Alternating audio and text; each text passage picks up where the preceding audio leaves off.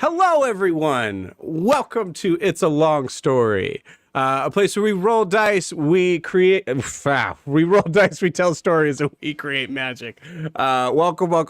We are here with our lovely crew, the Mongoose Crew, the OG. Everybody, take a look at your camera, wave, and say hi. Hi.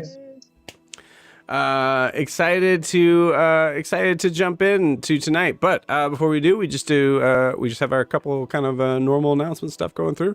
First and foremost, if this is the first time you are watching us, welcome. Hi.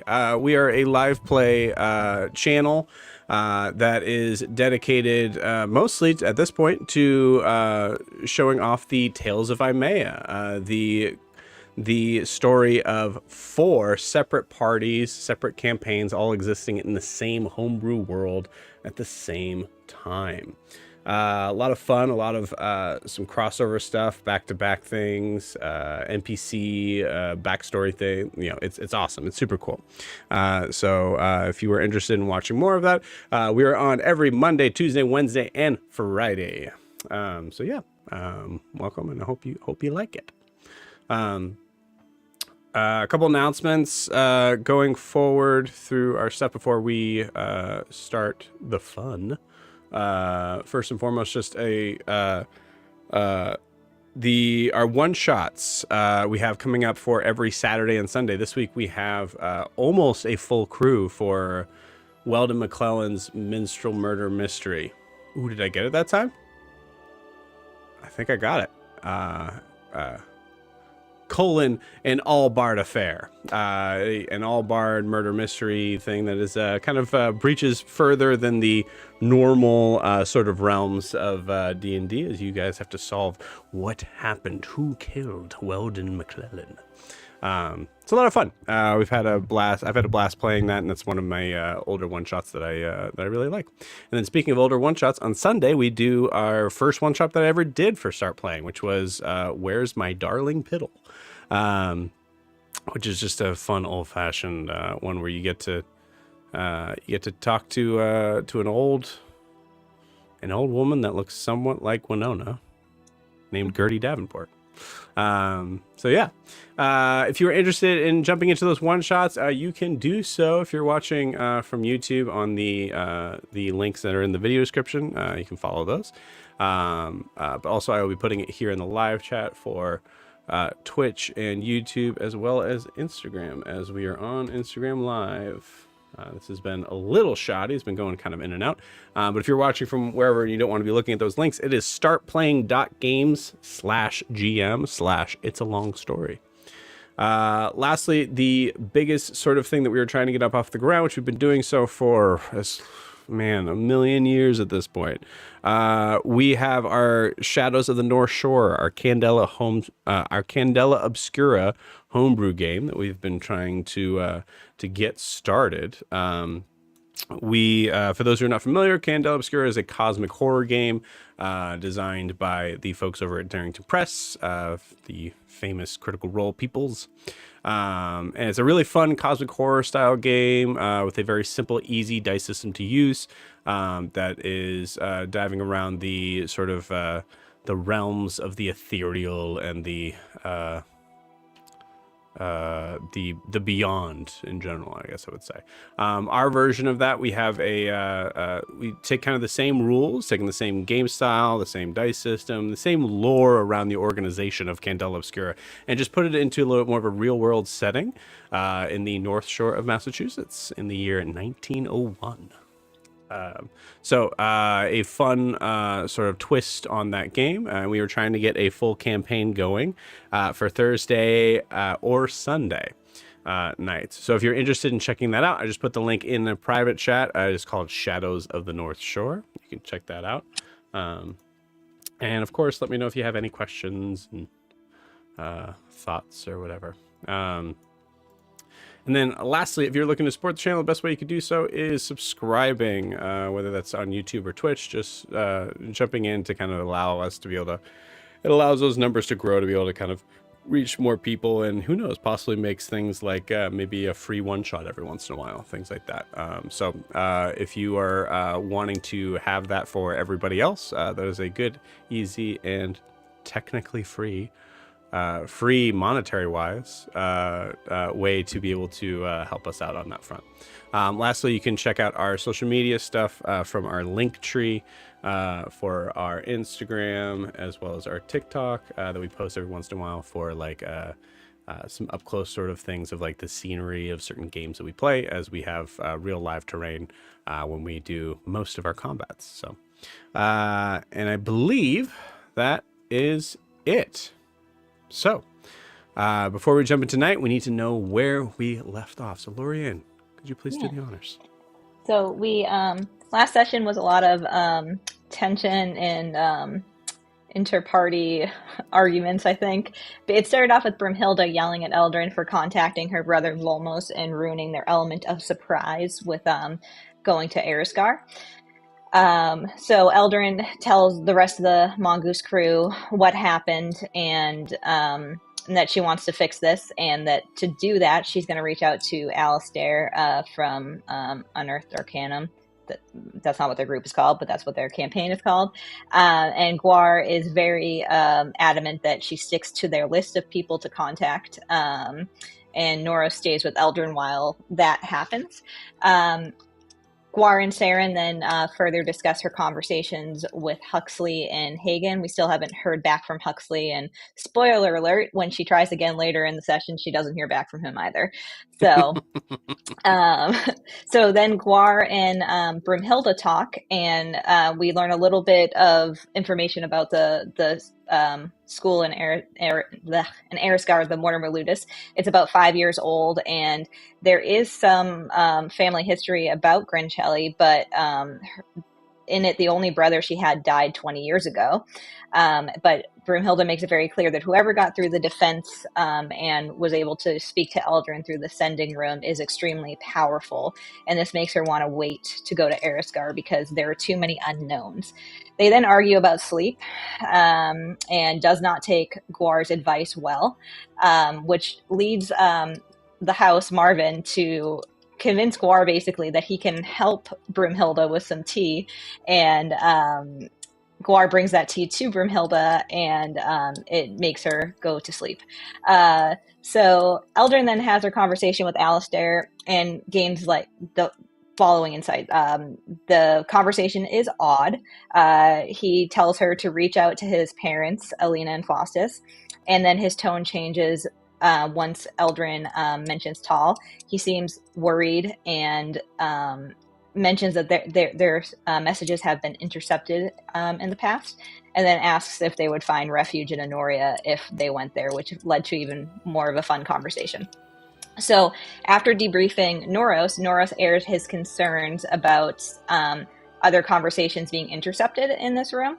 So Eldrin tries to reach out to Brimhilda, but she is resting, so it makes Eldrin not want to use the room anymore, so she leaves and explains to the group what's going on. So Eldrin basically yells at the Mongoose crew, but Gwar doesn't listen to her and basically tells her that what's going on right now is her fault because she went off script and reached out to loved ones. And so Eldrin storms out and leaves the house.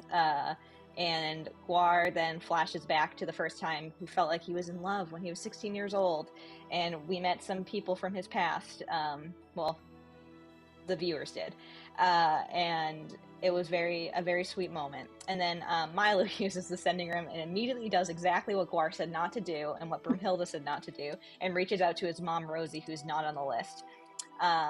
They have a nice little chat. We learn where she is right now, and we learn a few more things that's going on in Brunte. And she's going to stay in Eisenheim for a little bit because she knows someone there, so she wants to pay them a visit. Milo then reaches out to Drusilla, Micah, and Cavish. Drusilla is in and will help us against Tal. Micah needs to think on it, but he will get back to us. And Cavish also needs to think on it, and he said that that we'll know his answer by this time tomorrow. But Milo knows that he's kind of lying about why he doesn't want to do it. So we'll see what happens there. Marvin, the house, then makes Milo a disgusting breakfast drink, and it smells atrocious. And Milo spends the rest of the session basically drinking that and reading. So Wilbur then speaks with Riley, and it's a very lovely conversation. Wilbur explains everything to Riley, and is able to get updates on the missing wombats, and also learns that Riley knew Cerilius was not Brimhilda's father, but she didn't know that Tal was, and that Riley is more than happy to help in the fight against Tal. So let's see. Riley also stressed that we need to keep Brimhilda's parentage like a secret, so someone needs to contact New Moon to tell them that. Then Eldrin is outside and starts working on a temple that she can use to do her own type of recruiting, because she doesn't trust the house or anything else. She's paranoid and thinks she's being spied on. So Noros and her have a conversation where he tells her that he'll help her save Volmos, but the Mongoose Crew have a right to be upset with her, and she needs to tell people what she's doing instead of just doing it. And then Eldrin and Norris have some alone time, and then we switch back to Gwar, who is looking outside and sees a light shining on the ground in an odd way, but he's not really sure what to make of it. Later, Saren goes back into the sending room and gets no answer from Huxley, but then also goes off script and reaches out to Lucia, a pirate from her past. There's lots of flirting, and Lucia's down to help against Tal, but she did tell Saren that she did not hear the voice that everyone in Imea at least heard. So because they're pirates, we need to make it profitable. So Saren promised a crap load of money. And Gwar asked Bahamut for a sign, and when he did that, he hears a crack of lightning. So him, Wilbur, and Saren go to investigate that. And while they're out there, Eldrin finishes her temple and reaches out to Karen Erickson and gets things squared away with him. And then Gwar walks into the light and hears Celeste's voice. He found his long-lost Celeste. At last. Very nice. Cool. So with that, let's go ahead and jump in.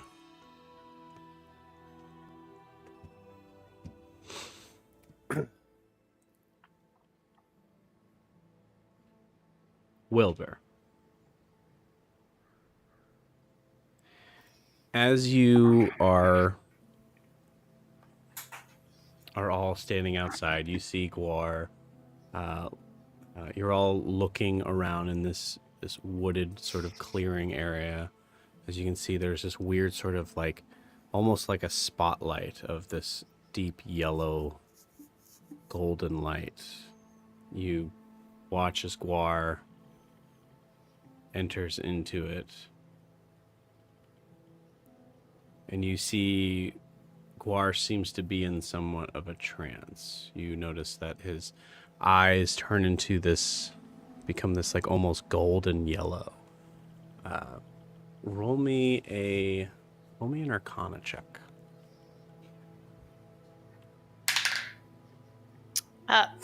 2. Cool. You are not sure what's happening at all. There's a good chance that Gwar is getting possessed again. With them is both Saren and Milo. You guys can feel free to roll the same checks if you'd like. I thought Milo stayed inside. Did Milo stay inside? Yeah, Milo did stay inside. Okay, gotcha. So it's just Saren. Okay. Dirty 20. Saren, you're not entirely sure what's going on, but you get the feeling that you look at the I think you look at the body language of Gwar, and in the areas of sort of possession before, you've seen Gwar's body kind of like shifts somewhat, like seeming like it, like maybe, you know, like almost like the idea of like putting weight on the wrong foot, as your perception is very keen. Based on that, you recognize that Gwar's state seems to be in a peaceful sort of expression.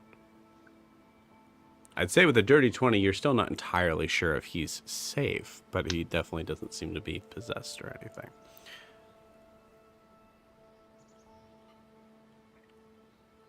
What do you guys do? Wilbur is going to look at Saren and say, what do we do? Is this tall again? Well, I'm scared I don't want to get close. his eyes aren't glowing pink, so that's a good sign at least. He doesn't look like he's in pain or anything. It doesn't look bad like last time. Maybe we just give it a little bit? He does look kind of peaceful. Yeah.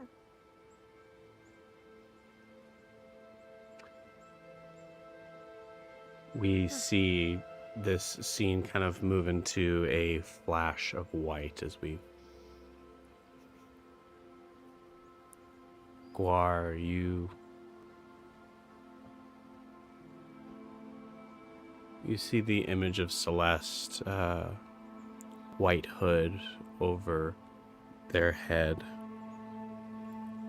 You can see a kind smile across their lips, and as you see, Celeste has finally returned, and there's a sense of just relief. There's a lot of things that, even the things that have gone right have gone wrong.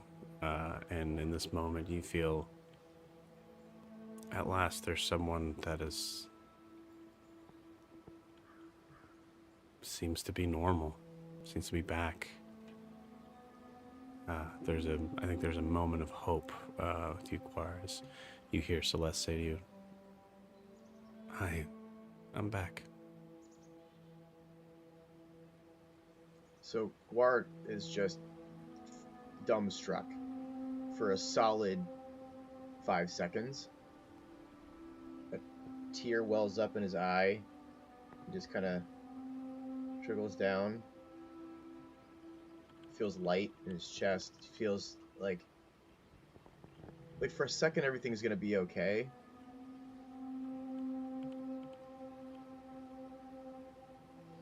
And then he says, "Where have you been?" I know. I'm sorry. I told you I had to go away. There was, I guess this is as good a time as any. Is Gwar, roll me a d4. Actually, sorry, d6. 3. Okay. I was called away. I'm sorry. I know I could have given more time and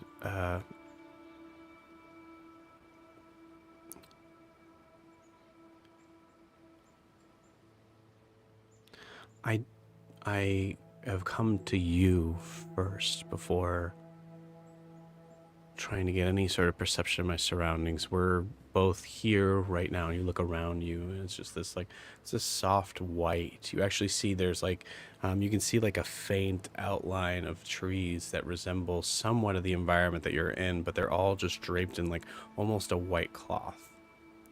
You do not see Saren or Wilbur anywhere. I don't know where we are, but I figured that this conversation should happen first and foremost before I do, or you do anything else. Me do anything else? Celeste, I'm so happy you're back. You left so suddenly, and you were gone for so long, and then I saw you. Well, I don't know if I saw you, but I felt your presence during my vision when I saw Brumhilda being carried off into the gates, and you helped me save her. Roll me an insight check.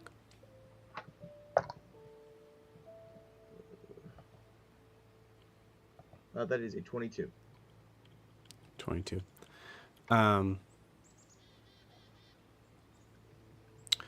What is your intention on saying you helped me save her? Are you in an area of like incredulity of like, how could you have left after all of that?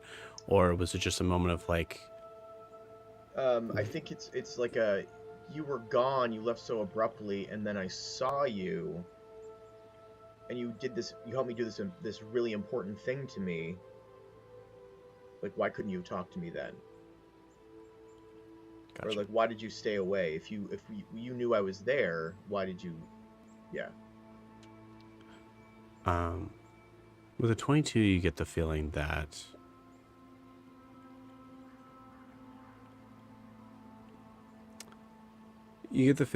from the conversation that Celeste has had so far, it seems like Celeste is holding back on saying something that's extremely important. Yeah. And you mentioning that actually further deepens the somewhat sadness in her eyes. But a 22 is really good. The sadness is not for her. It's for you.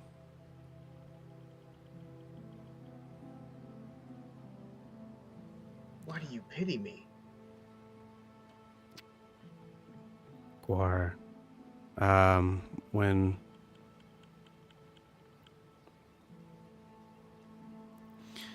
Brimhilda almost made it to the gates of Celestia, I knew that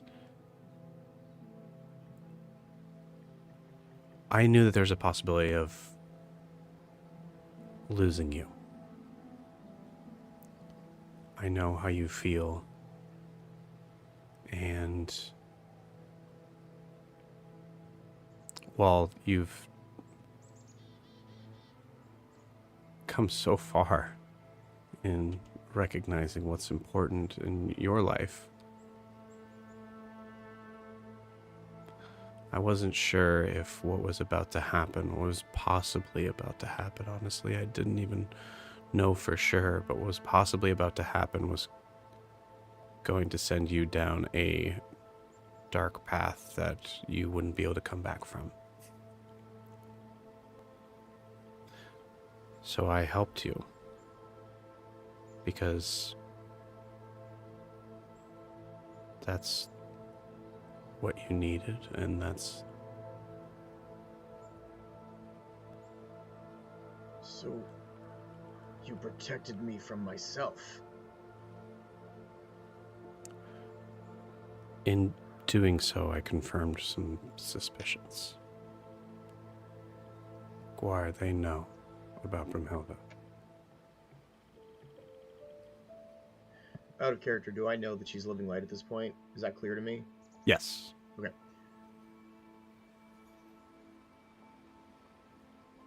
Well, I would assume that they knew on some level. I heard Tull refer to her as his daughter. They didn't know.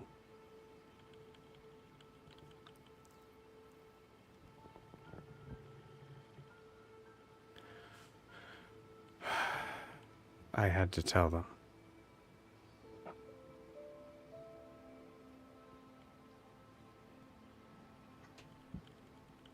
Why? I'm bound to the powers of that realm. You think back to the multiple times to where Celeste has said to you, I'm sorry. Mm-hmm. So are you even here to help me? You're clearly bound to some higher calling. How could you help me if what I want and what our mission is in direct conflict with your rules?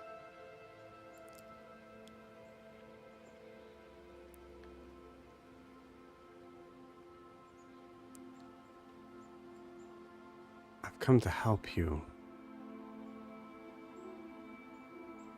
But also to warn you.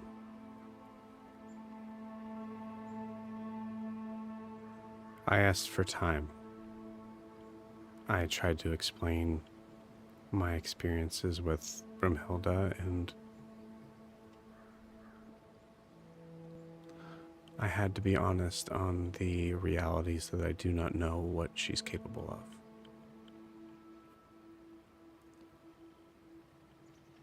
They're watching, and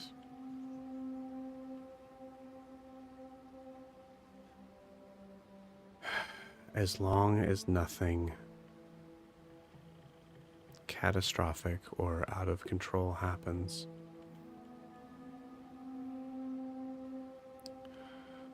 we have 3 months before they come to claim her.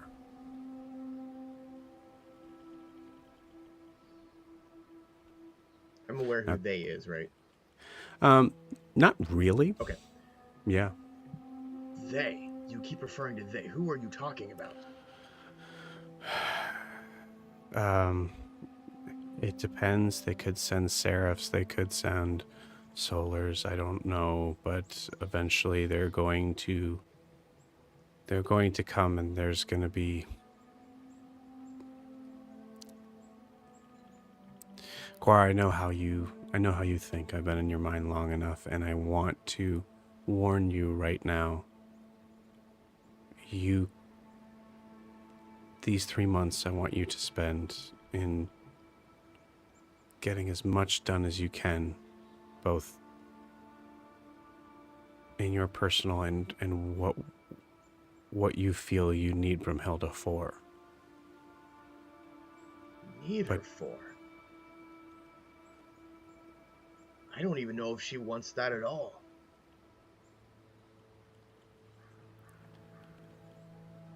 I haven't been around for that. I don't know what's So then what transpired. difference does it make? What difference does it make what I need? Why are they coming to take her? They could have stopped Tall this whole time. And they're coming for Brumhilda?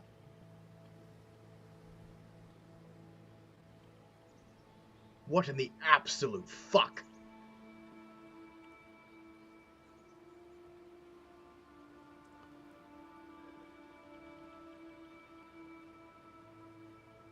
I'm sorry.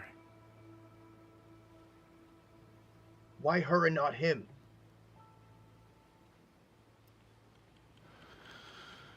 Apparently, there has been a pact, some sort of Concord agreement. It's way above my head on the places between Celestia and the primordial realms.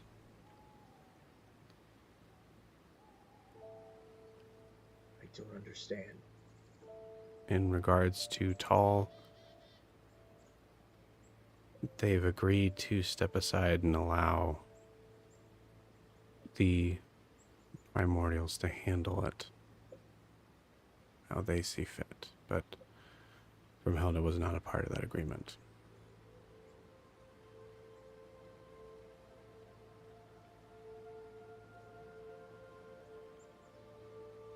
Gwar, I know you, and I know what you're going to try to do, and I need to warn you right now. Just focus on one living light right now. They're going to come, and there's nothing you can do about it. That doesn't have to stop me from trying. I won't be able to help you in this. And I believe that you are a very fierce warrior, able to withstand a lot. You won't succeed in this.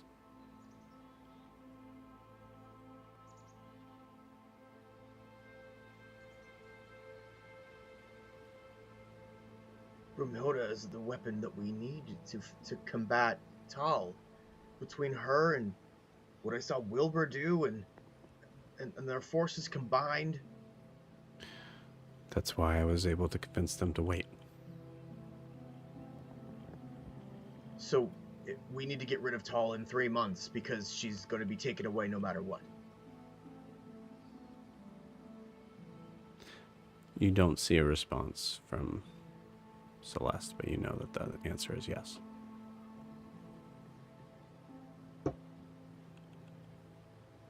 So you're just here to warn me?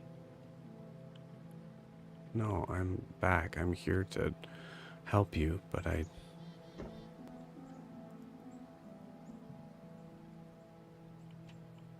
needed to be honest. It's not supposed to happen like this.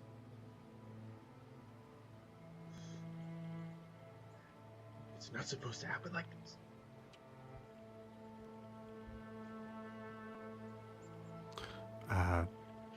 From Saren, Wilbur, both of you notice that Gwar begins to shake. The expression seems to change slightly on his face. Whatever's happening, there seems to be some sort of tense physical reaction. And actually, Elgin, roll me a luck roll.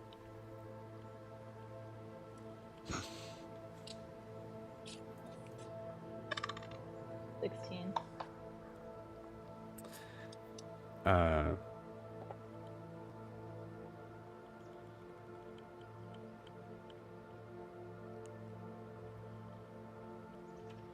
Elgin, you have made your way outside of the temple. There's some things that could have happened inside, but in this moment, you make your way outside of the temple and you notice just a little brown face kind of facing away from you about 30 to 40 feet away. Like a face? Wilbur. Confused. You see Wilbur. Oh, 30 to okay. 50, yeah. I was like, what? Wilbur's a wombat. Yeah. Do I see, like, does it look like Wilbur and Saren are just hanging out? You don't see Saren. All you see is Wilbur. Like, so I'm saying, like, you see, like, almost like through the brush, like, sort of thing. You just happen to make out, like, Wilbur's out there. Well, if Wilbur doesn't look like he is in peril, I'm not in the mood to talk to any of them. Sure. Yeah. What did I do? You're fine. Jesus. Wilbur. I'm Wilbur now. Eldrin is not ready to apologize, so. Do you think Elgin is taking this moment to, like, take a breath of, like, fresh air? Is going back up into the? I mean, I'd say if you're not in the realm of, like, even, like, wanting to talk to them, maybe you're just doing that. Yeah, I mean, I have my temple for 24 hours, so. Right. Cool. Yeah, you got it. Milo, you're aware of where they're going. I think you're just choosing to stay, right? Yeah, Milo's having a, like, kind of a nice morning with the self-cleaning kitchen. But you're aware of what's going on. I just want to make sure that I understand that. Did they find you to talk about what they saw? No? Okay, No. great. No, Cool. So Milo's Milo's nowhere just near. in the house, Just left before my hanging out with mother. Marvin. Gotcha. Yeah. Okay. No, if Milo knew, he would like immediately tackle Gwar. Yeah. No, in the realms of where you are, you couldn't be further, I think, from the situation then.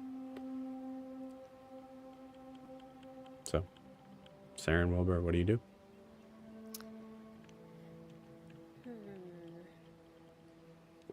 Saren's gonna just start saying, Gwar, can you hear us? And then look at Wilbur.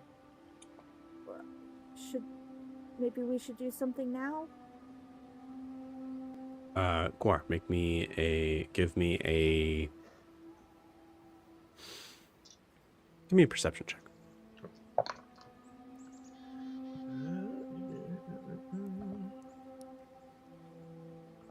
That is, yep, that's 14. You don't hear anything? Wilbur is too scared to get any closer. So I think Wilbur would cast Mage Hand and send the little spectral hand over to Gwar to just shake him. Like, come on, buddy. Come out of whatever's happening. As you do that, you feel Wilbur, this would be one of the first times you've used the mage hand in this way before. You feel as you're trying to kind of like move the mage hand back and forth from this extremely tall, stoic half elf, the mage hand isn't strong enough.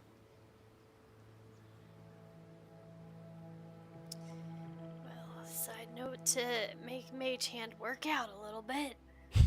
That's embarrassing. Those squeeze weights. Yeah. Yeah. Shake weight. Oh god. You're doing great. Saren is gonna take out her scimitar and try to like kind of nudge his shoulder, not with the pointy part. Isn't it two-sided? It's two-sided. Yeah. What pointy part? What non-pointy part are you talking about? She's gonna put I mean, it the like sharp flat. part. The One flat. of the- Oh, one the of flat part. circular- Okay, Yeah. okay. She's not gonna like stab him in the shoulder. I was like, She's you kinda, chose the like, only weapon that doesn't have a bludgeoning part to it. I mean, I am Exactly. wearing heavy armor, so. Okay. She taps on his armor. Got it. He throws a psychic blade. Gwar, you don't Gwar, you don't feel anything, but Celeste kind of like looks over past Well, you. I don't even know if I would at this point. I'm full on sobbing. Yeah. Well, that's sad. Your friends are calling to you. I'm sure they're worried. I'm here. I'm not going anywhere. I just Great, figured so they that just think I'm talking to myself again. This is fucking fantastic. Actually, you've done a better job. You're not actually talking out loud right now. You've learned to be able to converse with me in your head.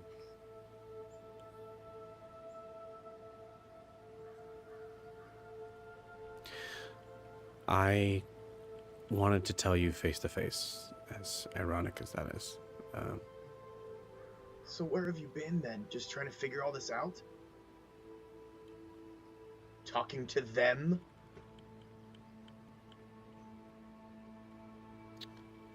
Roll me a persuasion check.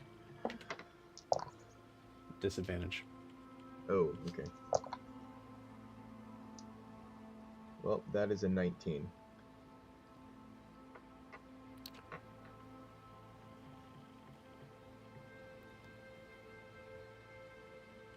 I made a choice.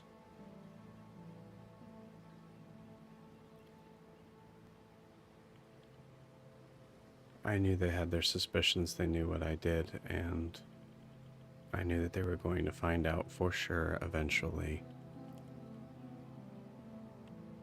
It took a while to make that choice, and my time spent there has been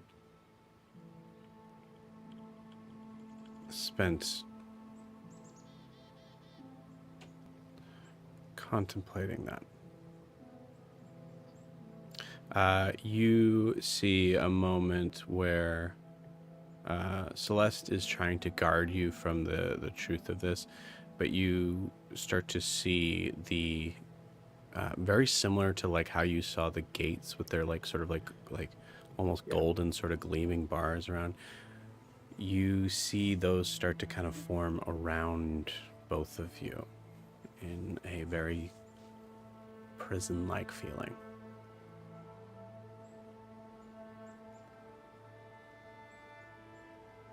He looks up at Celeste, and tears are just streaming down my eyes. I found one sliver of happiness in all of this. In decades. You're taking it away? Because you told them. You told them.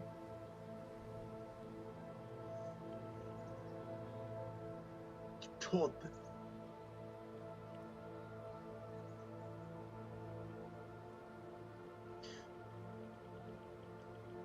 Am I so far gone with what I've done in the name of Tal to be cursed like this? Am I that bad?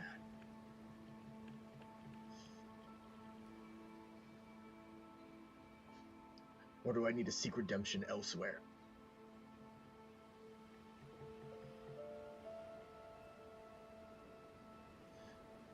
Is this my punishment for my sins? No.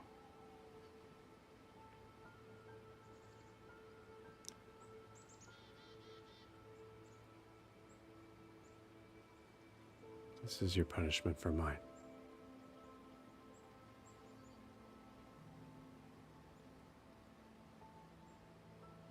Then you will suffer with me.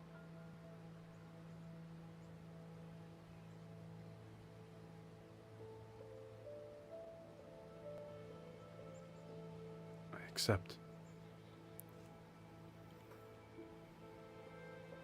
Gwar, you come to, your eyes blink open. You immediately fall down to your knees. Yep. The light seems to disappear away. Saren, Wilbur, you both see Gwar comes back.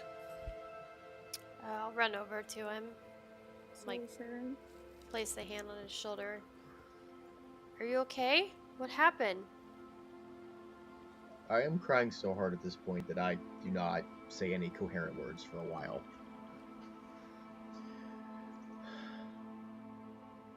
When I finally do, I look up and I look at them. And I put my arms around them and I squeeze them.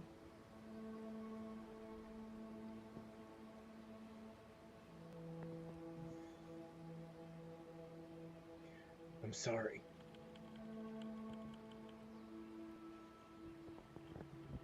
I will not be like this at the battle.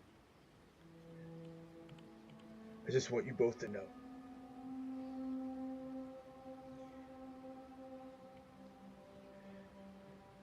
I will go to the end for both of you. And Eldrin, even though she's mad at me. And Milo. And even Noros. And Broomhilda. I am with you to the end. And beyond if I can. I'm sorry for being like this. I've never seen you like this. I'm worried. Do you need to go lie down? I'll let them go. I don't want them to suffocate. Wilbur, you dropped to the ground. You picked up in the air. Yeah.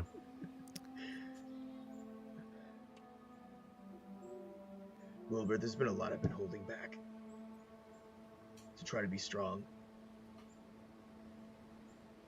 Been so focused on getting rid of Tal that I didn't realize what I could lose.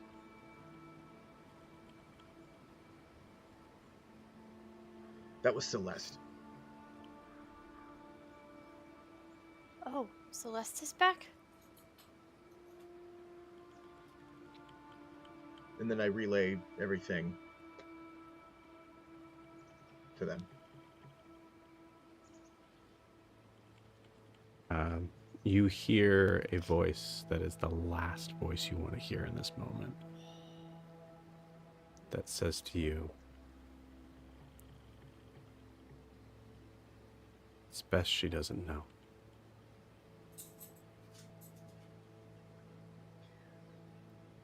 I say in my head, Mhm. we will talk later. And then Are you gonna tell Broomhilda? I've just been informed that that wouldn't be a good idea. Well, she has to know.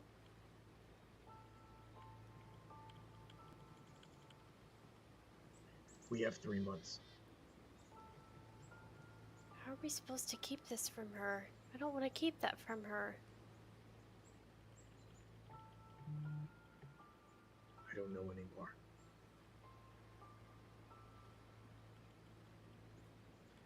My patron is back, but my patron has given me the worst news I could possibly get.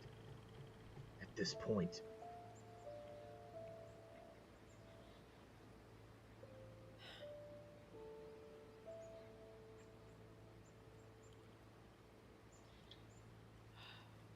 I've wanted to hold on to hope.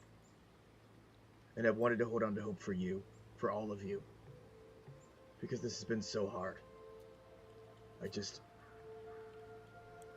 And I will not stop now. This is a burden I must carry myself. I mean, what do we do? We can't just let them come and take her. We have to... If she goes out of control, they will take her sooner. And we need her. Oh, God. We need her. Or this isn't something you have to carry yourself. You have all of us. We'll Gwar figure loses it it out. again. We always do. Yeah. I'm not used to this. I'm not used to having people help me. I'm used to leading people. I'm used to being the best and the mightiest. You're still all of that. Yeah, the whole point of getting to lead people is that we get to help you. It's not the same. Soldiers just do what you tell them to do. And yes, of course I cared if they lived or died. But I really care if you live or die. Like a lot. I have so much more to lose than I did even a few months ago. I have so much to lose. We just can't let any of that happen. Exactly. I look straight at Wilbur and I say, no the fuck we won't. I stick my halberd in the ground and I get up.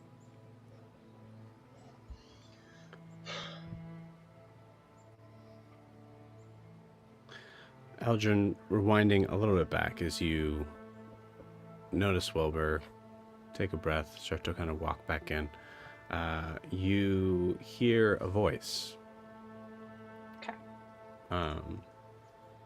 I think there's a part of you that instinctively like starts to like kind of like try to move back into the door frame, just in case. But you roll me a perception check, I think. 26. You recognize the voice. You didn't hear this person speak a lot. He was usually pretty quiet. But you hear, Princess, too distracted when last we met. We discovered a trident from one of your guards. Exitsuchitl attacked soon after it was found. Best, Adim.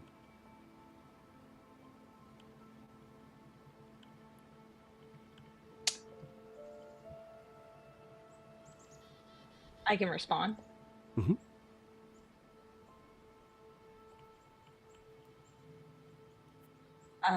Eldrin pauses and says,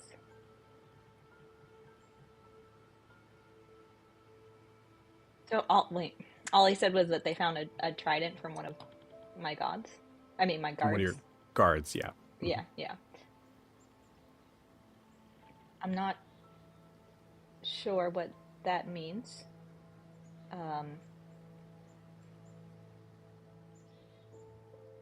I guess hold on to it, and if we see each other again, I will retrieve it. Thank you. Very well. There is also a moment, Eldrin, that you recognize that in the conversation here on this, you could also, you know that there's a part of like Brimhilda that would not be good for New Moon to know. Mm-hmm. Oh yeah.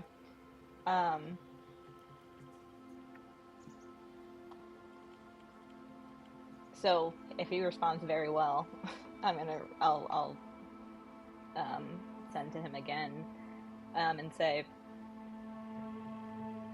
well, I don't know that actually. Oh, you don't? Okay. Nope. Gotcha. Because I wasn't there for the whole Riley conversation. That's right. That's right. That was Riley. Okay, cool. Okay. And that's it. That's all you hear as you walk back in. Noros is staring at some interesting sort of like, I imagine that there's like some sort of natural carving. I think from your perspective, it's not a creative sort of realm for Eldrin. It is just exactly how it would look in your own temple. As you see this like kind of carving a persona, and you see Noros is just kind of staring at it when you walk in.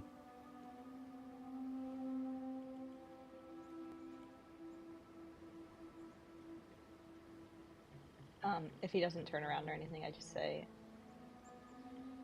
I think it's time to contact my mother. Okay. Yeah. Are you alright? Yeah. Yeah. I just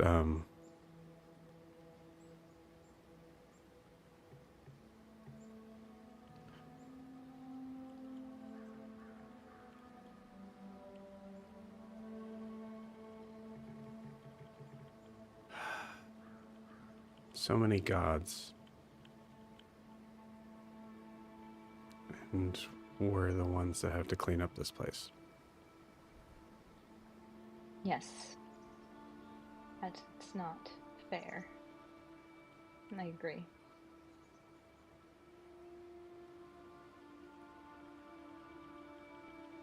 Let's make for a good show for them, I think. Maybe some of them, but I know Persona is not like that.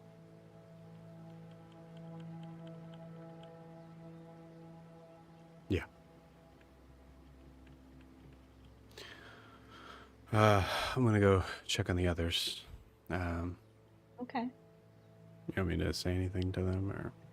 No, I have nothing to say to them at this moment, but thank you. Okay. Let's see him just walk out. Eldrin's gonna use her bracelet and send and use one of the charges to send her mom a message. So in this time that they've been in here, after they've talked to Karen, I think for a little bit, Eldrin was like, because she knows that she doesn't have the sending room, she's been scribbling out what to say and like crossing things out and trying to get it to fit into these 25 words. And I think when she finally gets it, she's like, well, it's not very elegant, but it will work. And she says, Mother, must talk. Resources limited. Go to Bitches Brew in Colville. Meet Karen Erickson. Compensation expected. Ask for communication device. We'll explain everything. Be careful.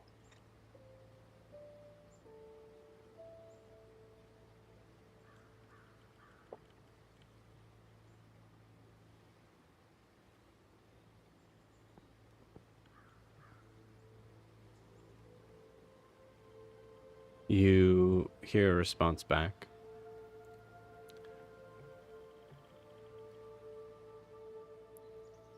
Very well, daughter. Thank you. It's good to hear from you.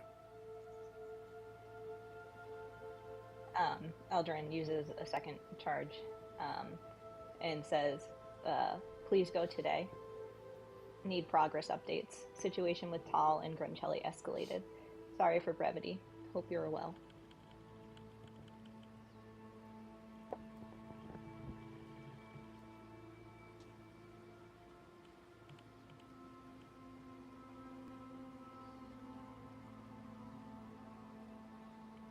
You get a response back.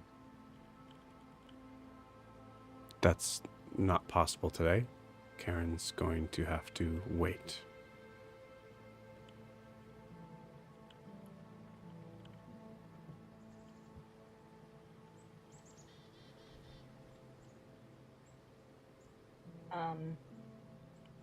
She'll use the last charge on her bracelet and say, and her mom will probably recognize that this is not a well-crafted message this time. She says, what's wrong? Why can't you go today? What's happening? This is important.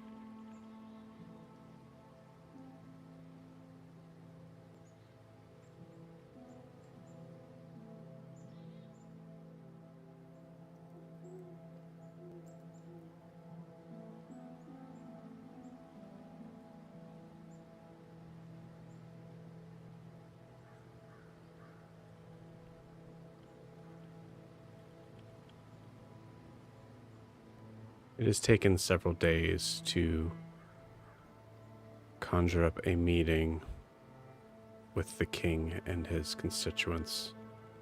I can't sacrifice today.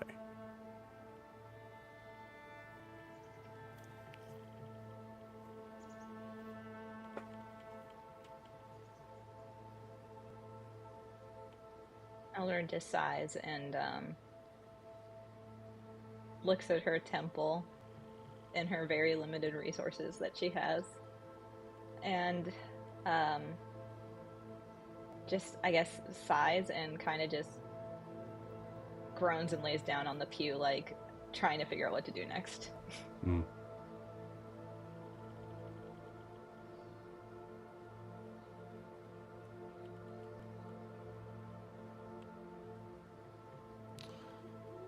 As you lay down on the pew,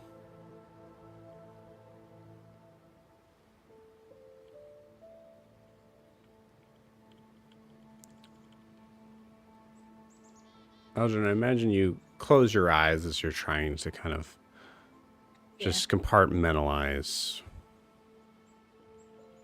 duty, things to do, and keeping emotions as a secondary sort of piece. But as you close your eyes, where are you?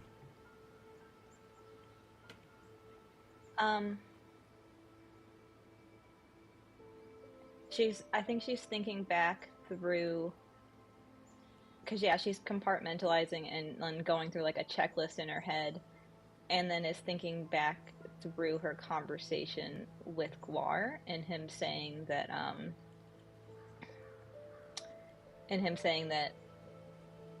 she caused the current issues that they're having, and that because that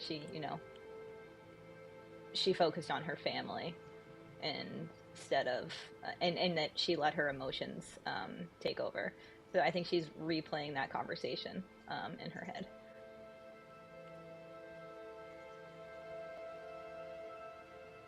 You're seeing flashing images of Gwar, Wilbur, Saren, Brimhilda,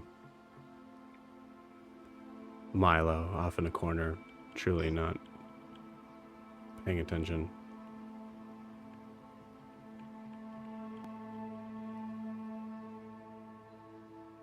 And there's this like sort of stinging sort of sensation in the back of your head.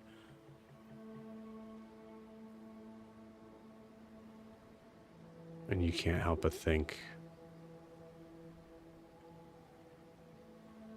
what do they know about family?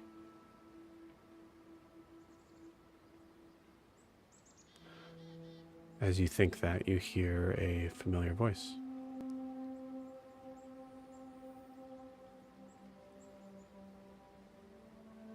Wow, laying down in church, I see. Your eyes snap open and you see your brother, Kanos. An ethereal sort of state, kind of like coming in and out, kind of a ghostly sort of presence, but is standing basically on the not the dais, but like the platform of where someone would be speaking. You see him you don't even see, actually, standing's not a good word. You don't even see necessarily like his full body. You see just his feet themselves are kind of just disappearing into these like weird sort of ethereal sort of smoke that seems to kind of drift up and down, similar to waves. You actually feel like you can hear, while he's talking, the distant sound of crashing waves. Eldrin sits up very quickly and, it's my temple, I can do what I want. What are you doing here? How is this? Technically in the parameters of the spell, you shouldn't even be here. You built a temple to Persona. I am with Persona. I asked to be here. You can just do that?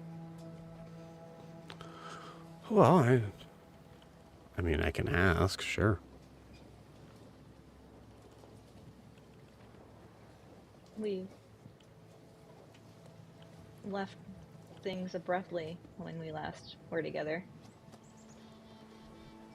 Yeah. Were you just sent back to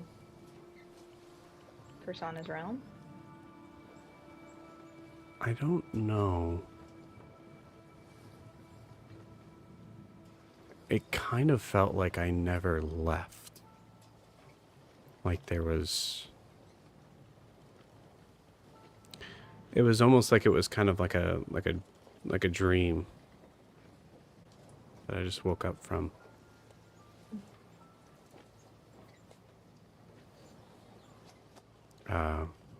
Persona really appreciates what you did here. You know he doesn't look like that, right? Oh no, I know. I've met him. Yeah, okay, but you built this town, just saying. How's Volmos? He's good.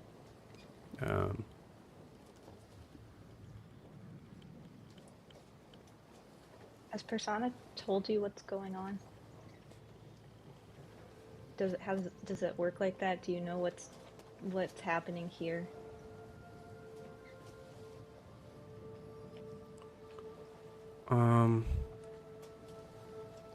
No. I know my sister needs me. I felt that even from this plane to mine.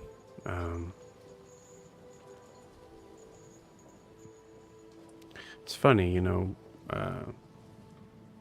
being on the other side.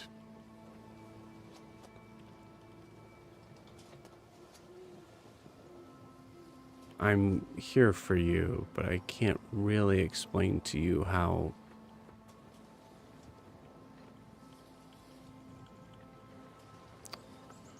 whatever you're dealing with and going through right now has already happened a million times over before this moment. And you don't understand that until you cross over. So things start to lose their potency after a while.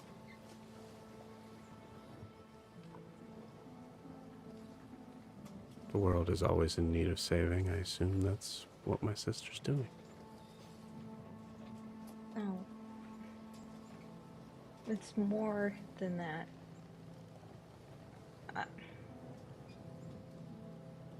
I think Eldrin starts crying. And she puts her head in her hands and she just says,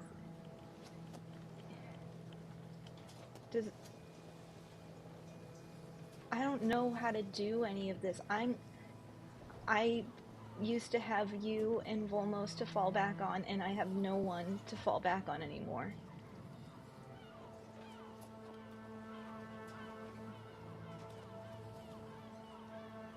And then you left. I mean, I know you died, but you could have come back and you chose not to.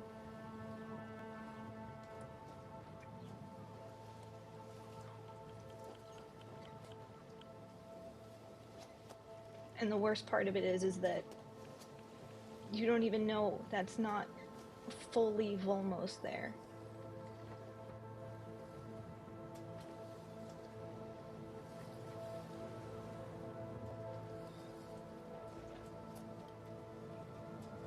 What do you mean? The Mortimers or whoever, Gratelli, I don't know, did something. And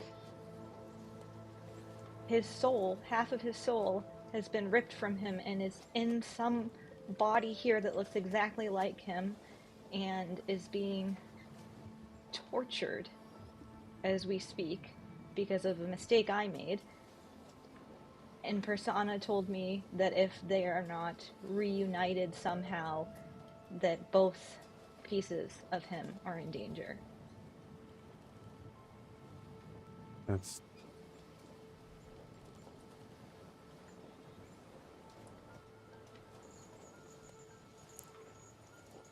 I Aldrin, I'm sorry. I wish I was there to help. That's not... You could be. That's, If you're willing, you could be. You could come back and you can avenge him and help save him. doesn't work like that. I made my choice, and I'm Can sorry. bring you I know... back if you're willing.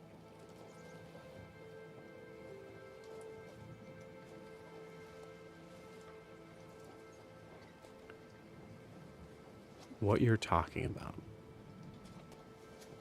That's not possible. Even if it was, Persona would be aware if one of their own is being manipulated on the other side.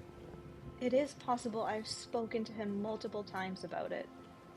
He doesn't understand why it's happening or how, but he has confirmed that our brother is dead and also alive. You must have misinterpreted what he said. I There's did no not way. misinterpret what he said.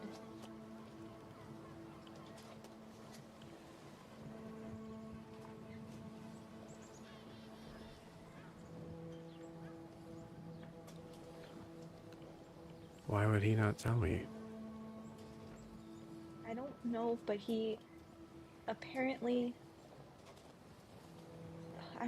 the Volmos on land was imprisoned in Anoria for the past year because he tried to kill Father. Mother and Father confirmed it. Father does not believe me. Or can't. Oddly, Mother does and recognizes that there is something going on here. Aldrin, the easiest explanation is that you're mistaken. There's something you've missed. There's something that... I wish I was.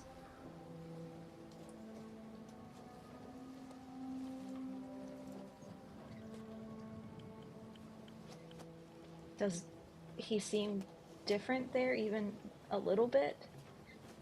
Does it seem like something's missing, or he doesn't remember everything?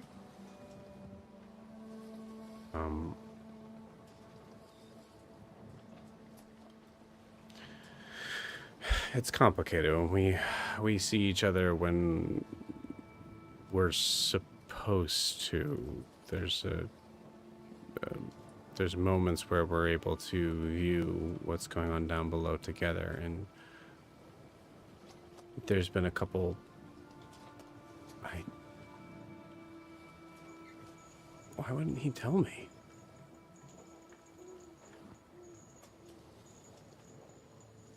Oh, Persona or Volmos? Do you think Volmos knows?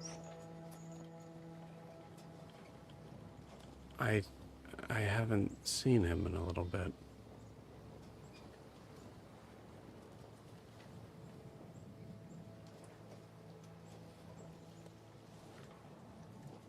Well, I don't know what to do. Obviously, I have to fix this. I mean, we both know him. He would do anything to save me or you. I can't just leave him. But this is too big and these people are too powerful.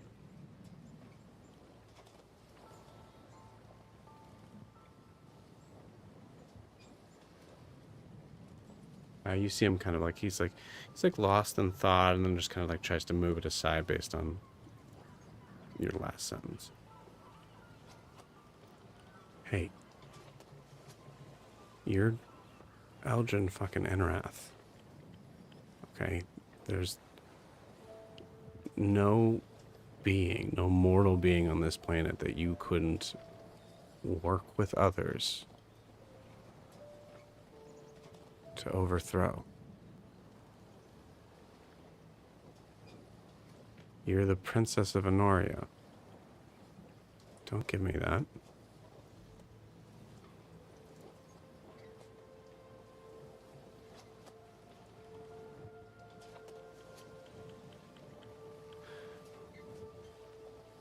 If what you're saying is true, I will ask to go back.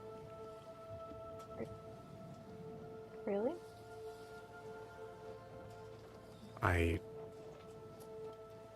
It's one thing to mess with my family in the material plane. It's another to have it cross over here. I will ask. It's up to Persona, but I will ask to come back. Well, you didn't have all of the facts at the time. I mean, obviously you were gonna stay if he was there, but there's a chance. I don't know that he. There's no way Persona would say no. I can do it. I can bring you back. Mother, she doesn't know it yet, but she's going to be retrieving her body soon. I probably should have mentioned that to her when I sent her to the location, but there wasn't enough words. She'll be fine. She'll be fine. You guys almost say that at the exact same time. Yeah. She'll be fine. Yeah. Yeah, I will ask. I don't know why he kept that. But you don't. Like I said, fucking with the Anraths on one side of the plane, I get. But this is our home here. Sorry, where I'm at, not here. Yeah, you're in the Eternal Sea. I don't. Yeah, that's not happening.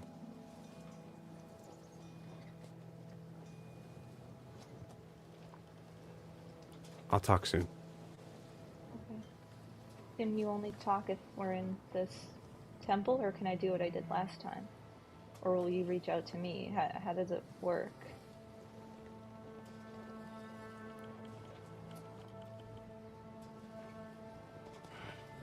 I don't know. I'm about to go ask a god why they did what they did. So, say if you don't hear from me in the next couple days, in your time, try and reach out to me. Okay.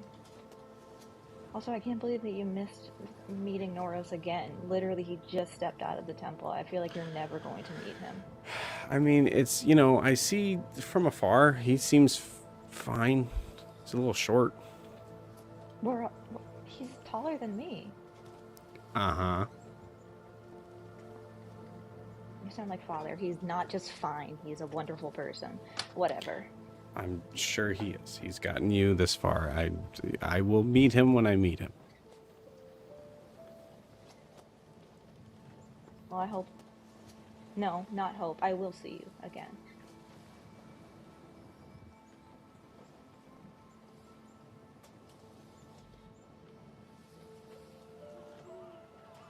Get off the pew. Okay. You got work to do.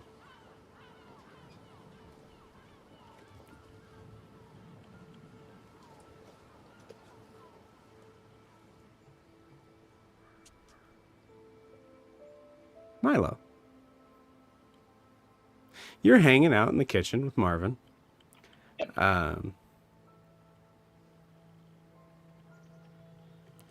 As you are trying to kind of take this moment to relax, you've had a very rough couple of rough week, we'll say.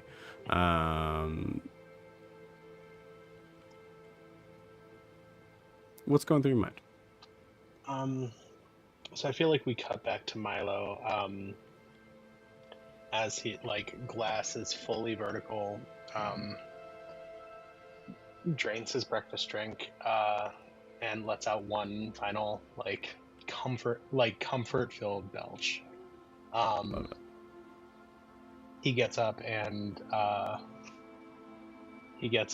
goes to the sink, and I feel like there's a moment where he has to physically wrestle the sponge from Marvin's force, Marvin's cleaning things, and Milo has to physically pull it away from Marvin. I love it. Sorry, sir, what are you doing? No, I'm cleaning up. Let me hear. It's literally my job to do that. I know, but you're doing a bunch of other things, and as does the awful thing of keeping it out of your reach. of like moving it up. So you have a like, I mean, you're a monk. You can do Yeah. monk shit. So Milo's going to take Milo's going to take a dagger and just like carve a small little line in the wall next to him in the like plaster, and just like, come on, just stop messing with me.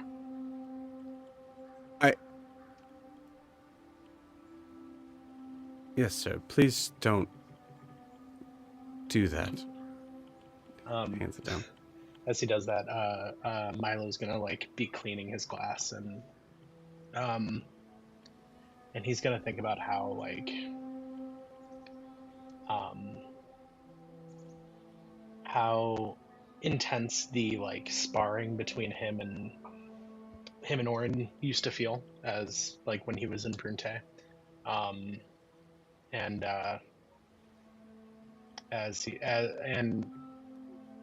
he's cleaning his glass, he surreptitiously just starts grabbing all the other dirty dishes and is just doing the dishes as he's sitting here thinking and thinking back to like sparring at the like with the like in front of the family, and he kind of thinking out loud and talking to Marvin. Marvin, did you say there was an armory here? I heard some sort of mention. There's a moment that as you're deep in thought, you're kind of like lost in thought in the like reflections of Orin and your relationship, and as you're cleaning other dishes that are around here, Marvin now has a broom, like, well, you see a floating broom that is now trying to kind of like tap you on the head to be like, please stop doing that. But you're a monk, so you're like not even paying it, like you're not in the area, you're not paying attention, and you're just dodging subconsciously from the movements. Like I'm reenacting sparring with Orin, and I'm just dodging the. I love it. Yeah, absolutely. Yeah, and then there's a point where you start talking to Marvin, and Marvin goes, "Yes, sir. I could open up every door to show you the way to it." Yeah. Is there happen to be like a sparring room, or like a safe room like around there?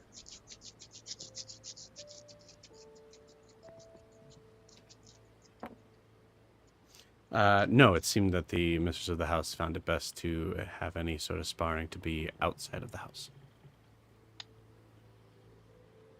Yeah, that makes sense. Yeah. Can you Oh, looks. I finished the dishes. Yeah. Can you show me to the armory? Certainly. Do you breathe? Did you just sigh? Did you just invent breathing for yourself so that you can sigh at me?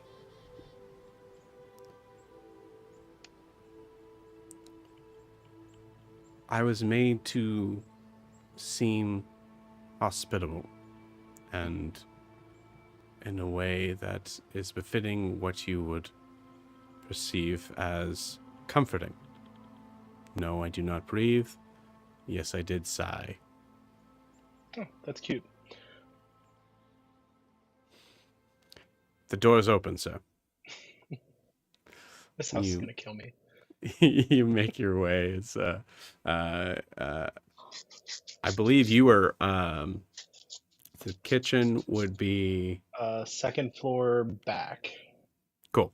So it's on the same floor. So you see another door kind of open far off. And as you enter in, you see there's a good amount of there's a good amount of weaponry all along the walls. One of the things that you notice is that most of them are either in perfect condition or in very rough condition. Some of which seems to be Well, actually, roll me an investigation check. That would be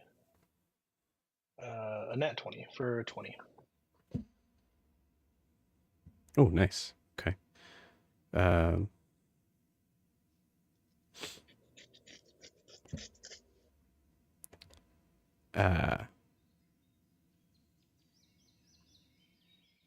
with a nat 20, you see there is a just like every house or every room in this house here, you see there's one kind of open window that you see like wind rushing through the trees, but you notice that it doesn't seem to make its way inside here, so there's some sort of like obfuscation sort of magic of or abjuration of like literally just shielding the effects of the outside without, but with still being able to kind of see and get the sort of relaxing sort of presence of it.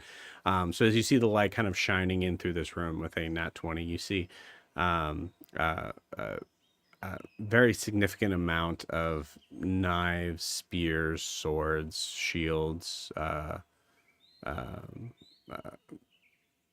uh, bow stabs. Most of the bow stabs seem to be very worn down. Um,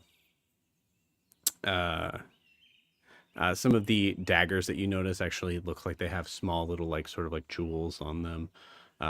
With a nat 20, there's you weren't really here for the explanation that was given to Gwar on this. But you surmise that these are things that were gifted to Brumhilda along the years. You were around when Brumhilda had mentioned before that she, um, uh, seemingly a million years ago at this point, uh, uh, you remember that there were people that would come to Brumhilda asking for help, whether that was fortune or what have you. And you, with a nat 20, you surmise in your monk wisdom that this was possibly payment for a lot of these types of things, some of which you're sure were stolen, unless rich people are coming to Brumhilda. That's fair. Um, Milo's going to Milo's going to go to the largest shield he can find, Okay, you got it. and and pick it up, and then go and find a halberd, and just, hey Oren, I'm Gwar. And just like try and feel how silly Yeah. all of this weight feels. You pick up a tower shield, and there's a certain point where, give me an athletics check.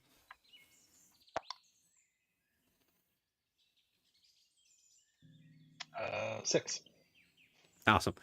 You say, "Hey, Oren, I'm Gwar," and you pick up this tower shield, and then you realize that from the like vantage point of your height, picking it up as you did, you notice it starts to kind of like lean forward, and crashes and knocks over pretty much everything on that wall. There is a huge commotion sound. I'm gonna say in this moment, there's a possibility that Gwar, Saren, and Wilbur are actually back in here. That's up to you guys. Yeah, I think we probably would have made our way back in there. Cool. You hear a horrible crash in the house. What the? Marvin, Gwar did you can't do take any more. something? Go ahead. Sorry. So Marvin, did you do something? Yeah. Oh, Gwar's not having any more shit happening today, so he sprints toward the sound. You got it. As you're sprinting, you hear Marvin saying in all your ears, "It was not me. I truly was just trying to do the dishes." Uh, Yeah, go ahead. Milo is going to rely on his new cloak and find the darkest corner, like against the wall of this window, and hide. Oh You got my it. god. Roll me a stealth check, please. It's an 18. 18. Wait, Uh, I have advantage. It was a 19. Cool. As soon as I'm sorry, Jamie. As soon as you walk into the armory, you hear a voice starting from the corner of the room of where Milo is hidden away. I rolled a nat 20.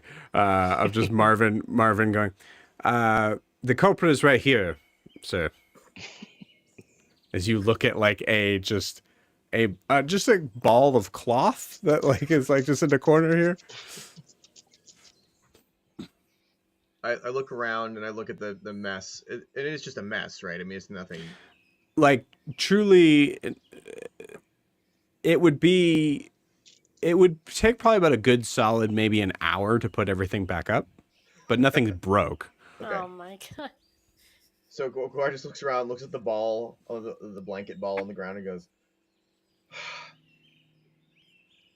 Milo, are you hiding under a blanket? Milo As, is the worst house guest. Read her diary, has destroyed this room, Stabbed her house. stabbed Belched her house. foully. Yes. Basically, stunk put fish up, in the microwave. stunk up the place. Like, what is? You need some manners. Milo not to just mention feels at home. not to mention the last time Milo was alone in a room with a weapon, he lit it on fire in Zaris's room. What do you do in your own home, Milo? I'm I sure have Rosie siblings. doesn't put up with that. Yeah, as Gwar asks if Milo's hiding under a blanket, God damn it, of course the house would know where it was. No, it was it was just really loud, and I just kind of yeah, Milo, I don't know what you happened. guys This need to all talk about your started drinking. falling. Are you all right? Uh, Yeah, I think I'm fine. I mean, Uh, emotionally, I'm a little shaken, but to be clear on everyone in this room, what I heard was Master Milo saying, "Look, Orin, I'm Gwar," carrying a tower shield and a halberd. Dropped the tower shield, presented the wreckage that was there, and as soon as he heard footsteps, immediately curled up into a ball in the corner of the room. Can you play back the audio? Yes, I'd like a transcript, please. Unfortunately, I think that is the one thing Marvin can't do. no, yeah, that's basically what. Yeah, that's pretty much what happened. Go ahead.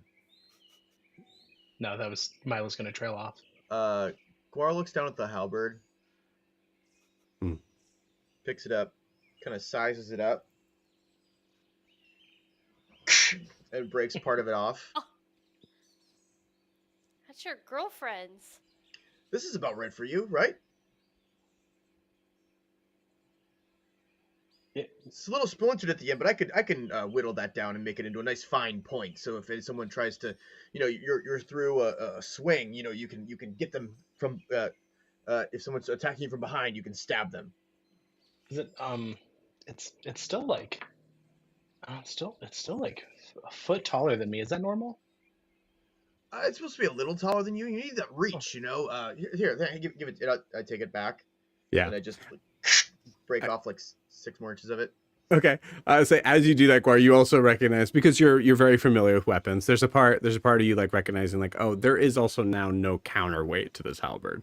Right. It's extremely top heavy. Yeah. Well, I would probably find the weight from the original end. Okay. Yeah. And you find this like very heavy sort of like pommel like thing. Yeah. Like pull, and like just like the most awkward feeling. It's just a dumbbell at this point. It's like yeah. 3 feet of wood and then iron on either side. Right. But an extremely dangerous and like somewhat large blade for Milo on one end. Listen, you don't have to use this, but I could show you a few things. You're already pretty deft with that quarterstaff. While you were talking, Milo like visibly zones out for a second. And in his brain, hey, Oren, do you know how to use one of these? can you show me how to use one of these?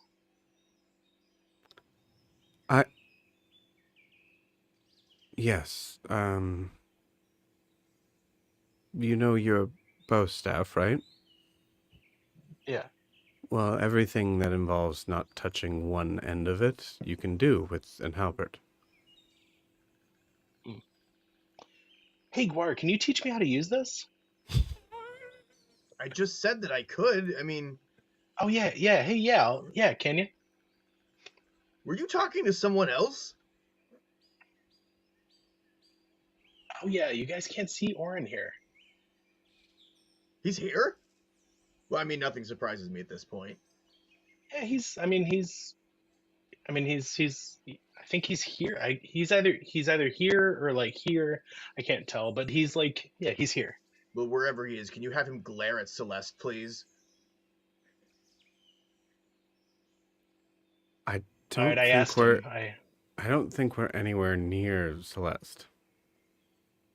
He doesn't know who Celeste is. Who's Celeste? My patron? The one I talk to sometimes? You thought I was having episodes? Oh yeah. No, yes, same thing. No, they don't know each other. Lucky Orin. I'd also like to point out, sir, that when Master Milo was grabbing the shield, he did pick up a shield it's a tower shield. It's actually very different than what you are wielding now, sir. Oh, I'm very aware of that. I mean, it's certainly towering over Milo, isn't it? Uh-huh. Ha ha ha ha. As Milo just starts walking up the wall. Okay. I made the house laugh. Just in case anybody's curious, I did roll for Brimhilda. They're still asleep. Still sleeping. Does Norris make his way to check in with Wilbur and Gwar? Yeah, I think Yeah. at like this point, like you hear just say like a gentle sort of like, everything okay in here? I heard like a kind of like a commotion from outside. Oh, wow. Okay, the whole wall. Yeah. Yeah. Milo pretended to be me and made a mess, and then he went and hid under a blanket in the corner. Okay, it wasn't my blanket, it was my cloak. I'm a monk, it's a whole thing. But yeah, the first part was right. Yeah. No, the first part's accurate, yeah. Yeah, and then Marvin told on him. Mhm. It's pretty funny. Yeah, I don't think he likes me much. That's okay. I think Marvin can know that I'm not a big fan of him right now. Marvin. Yes, sir. Understood. How's Eldrin?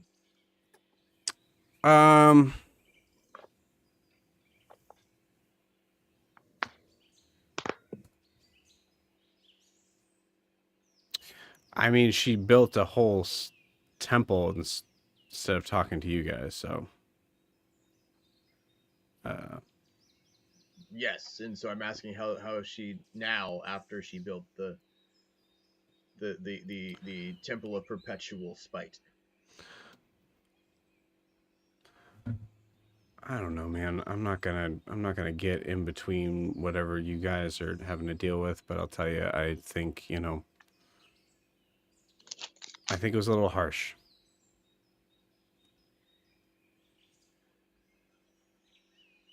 You're not wrong.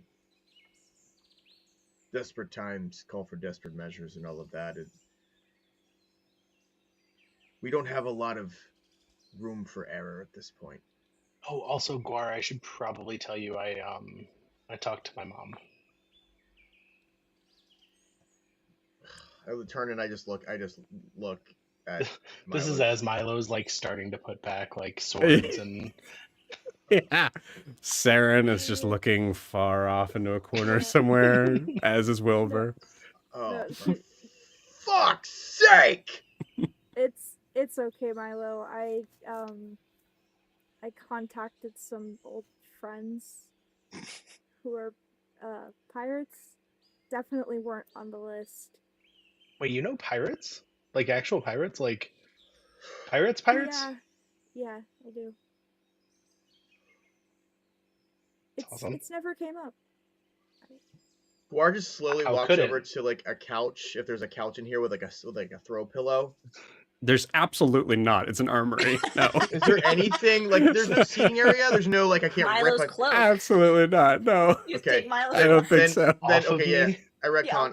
I walk over to Milo. I calmly just like unbuckle his cloak. I take it and I bundle it up.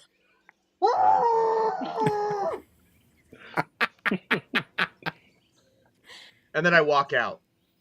Okay. You got it. Milo's gonna take his cloak back and just like fluff it to like. Saren, you were talking to pirates to tell them to stay away, right? No. They're coming. If we go get them, yes. Oh God. They're the fucking worst, man. Excuse me? They're the.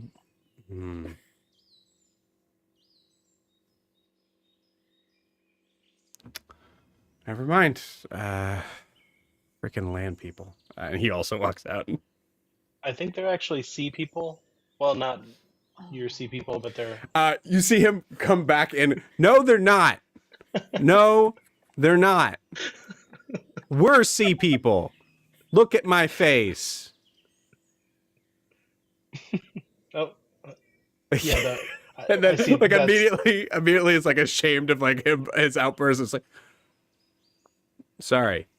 She immediately turns to Milo and said, I guess they're more on top of the sea people? Yeah. I see how that could have been offensive. That makes sense. I keep doing that. I'm sure he'll be fine. We move forward. At this point, I think probably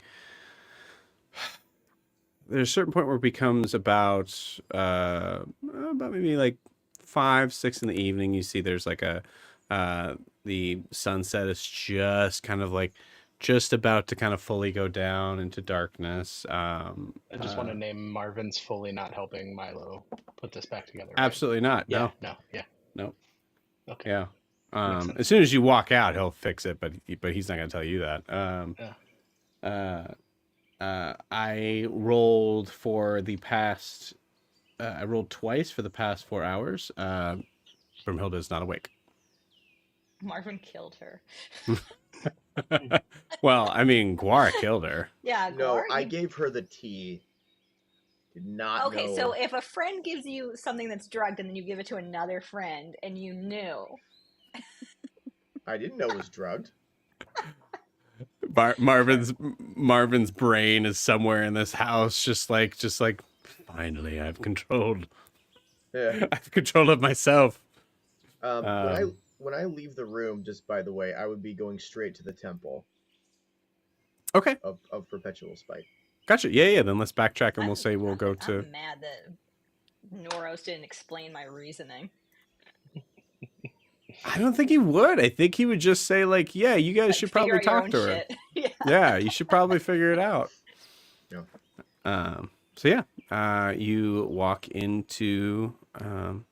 He does not walk into it. I don't walk He in. can't. That's right. You do not walk in. He tries. If he tries to, and it's like a wall. Do you try? Wall. I think it makes sense for Gwar to try to. 100%. Yeah. You feel a sort of like thing that kind of like literally blocks you from it. I try to. Okay, so I try to open the door. Do you try harder? No luck. I open it harder. Yes, you open it harder. Even more of a. Are the walls of this temple opaque, or are they? It's a full ass temple. It's like yeah. like coral or it's whatever. like Yeah. okay, yeah, okay. Yeah.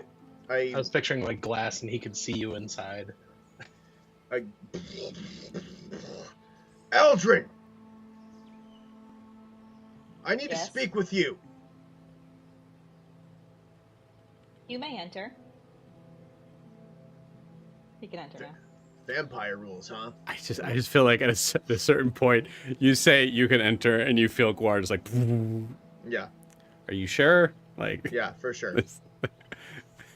Elgin, you It's just gave one more. Like, oh, whoops. Yeah. It's like Yeah. whenever you're trying to unlock your car and they pull the handle too fast. Yeah. Yeah.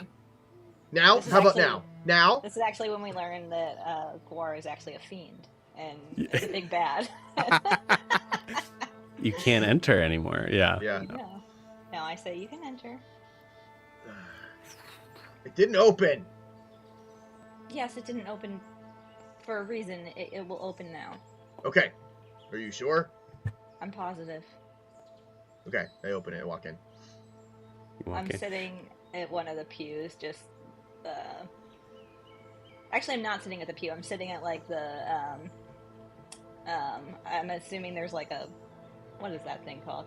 You know, like in a church where there's the riser. raised thingy. Yeah, I'm sitting Yeah. at one of those. Okay. On the Okay. chancel area. I think, Gwar, looking around, there's a moment of like, you can't help but be impressed. Oh, I'm for sure impressed. Looking around, you see there's like it's a mixture of this like heavy gray stone that has these coral sort of it's coral that is like kind of like wrapped around pillars and things like that, but it all has a very like dark blue tinge to it. It's truly like if you were walking into a temple underwater and seeing the reflection of the blue water in everything Right. around. Right. You see a depiction of Persona on the like the far wall just behind Eldrin, and you see there are several pews that are lined up perfectly here.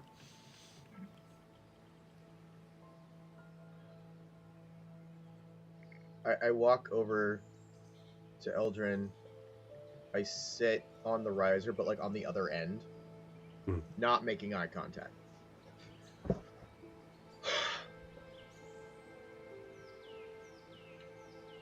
I spoke harshly to you. I apologize. I'm mad at you for yelling at me. I would have yelled at me. I'm hurt because you immediately took Broomhilda's side and didn't even consider what I was saying. Yet when we were in the same situation before with Ingve, you asked me not to do anything to him so you could try and save him and to trust you. And I did. And you didn't even give me the courtesy of listening to what I had to say about my brother. You're right.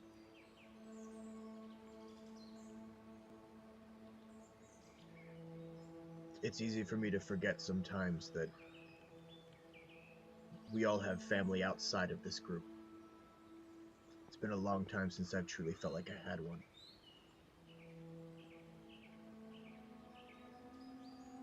You all feel like my family at this point. And it's more than just how I feel about Broomhilda that caused me to do that. She's too important to the cause. And she's so volatile. I was trying to protect all of you from her.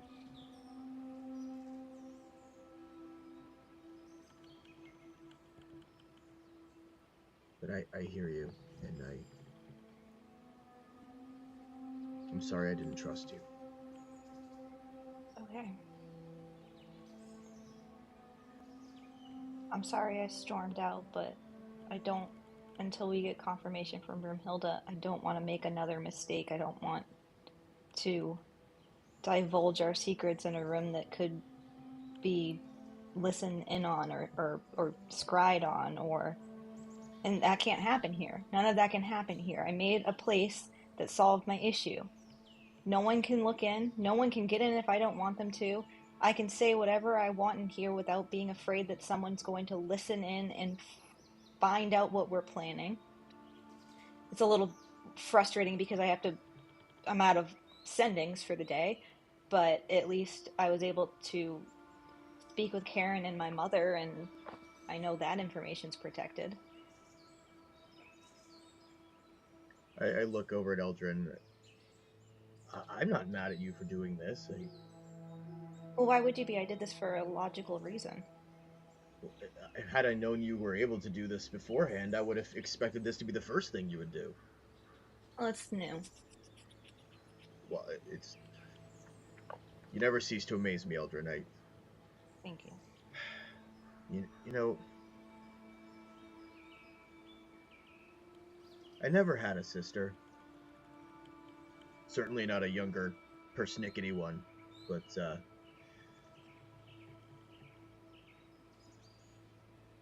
I don't know. Just feels nice to feel like I have one now. And I know we argue a lot, but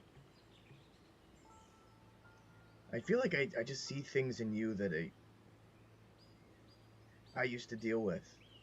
I mean, probably still do, but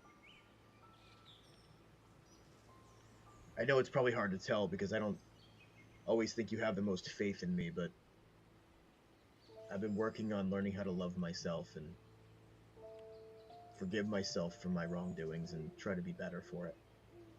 And I believe you're doing the same thing.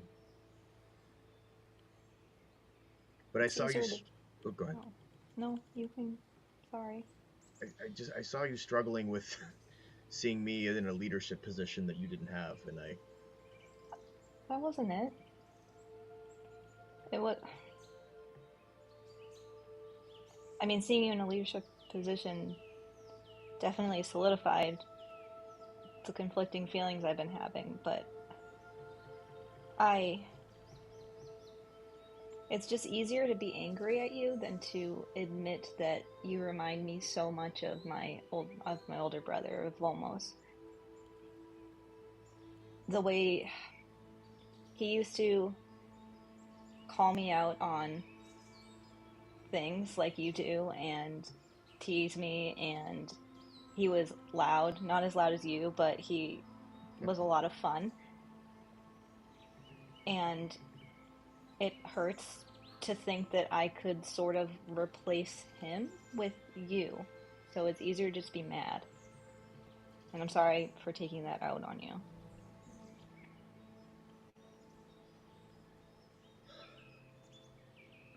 love is a funny thing, isn't it? It causes us to do all kinds of things, good, bad, or ugly, and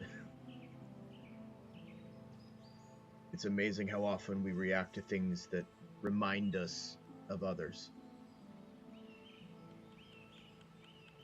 And I'm simultaneously sorry I remind you of him, but I'm also a bit honored. I'm sure he was also very handsome.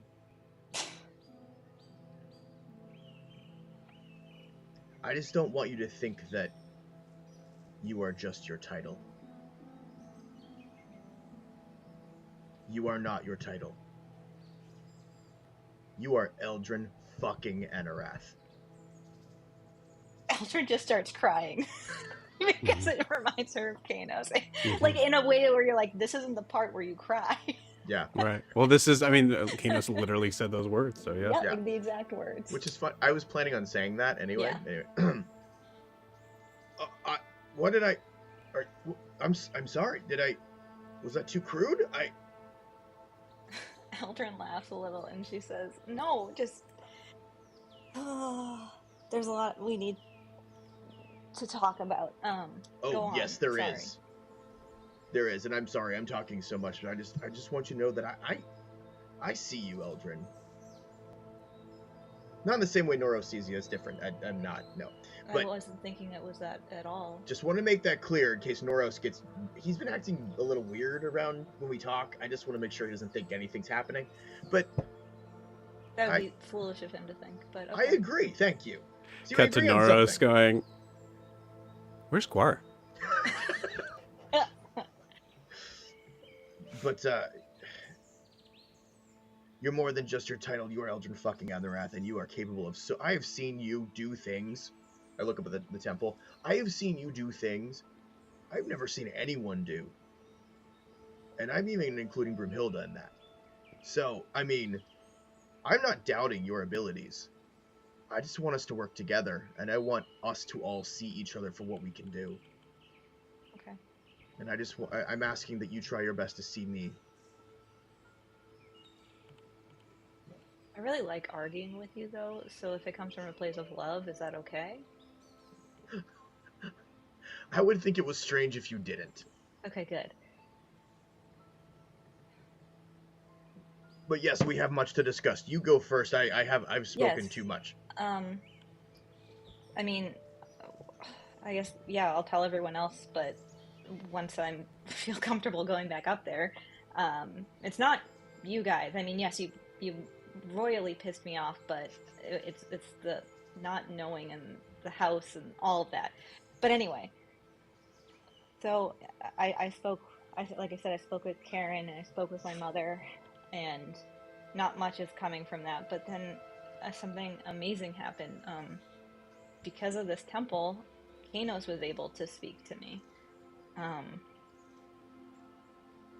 I don't know. I have to wait to hear back from him, but he might be able to help, at least where Volmos is concerned. Wow, that's. I know you miss your brothers. That's beautiful. But I want to be very clear too. I know Wilbur mentioned it and Saren as well. Volmos is not possessed. There are two people in that room. He's being tortured by the person who spoke to me. He's under some sort of control, obviously, because he tried to kill our father, but he is not possessed by Tal. It's not the same situation. Good. I believe you. And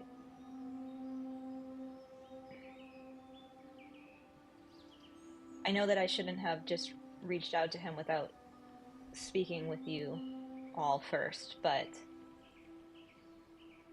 he's just he's he's been alone for so long, and I felt like I needed to try and reach out to him and make sure he knows he's not anymore. And I point toward Eldrin's midsection. There's your heart.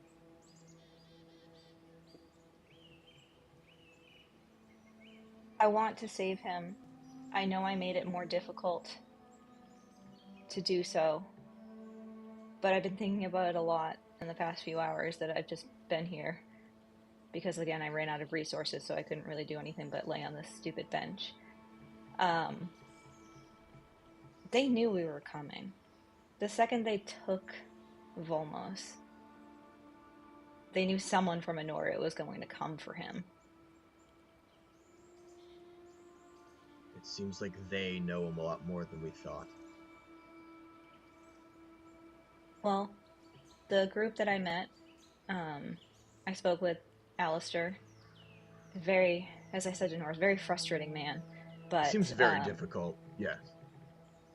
He did give me some good information, though. He said that okay. his father works for the school, and that we can go to Erisgar and we can meet up with Faustus and Alina, his parents, and they can help us with whatever we need.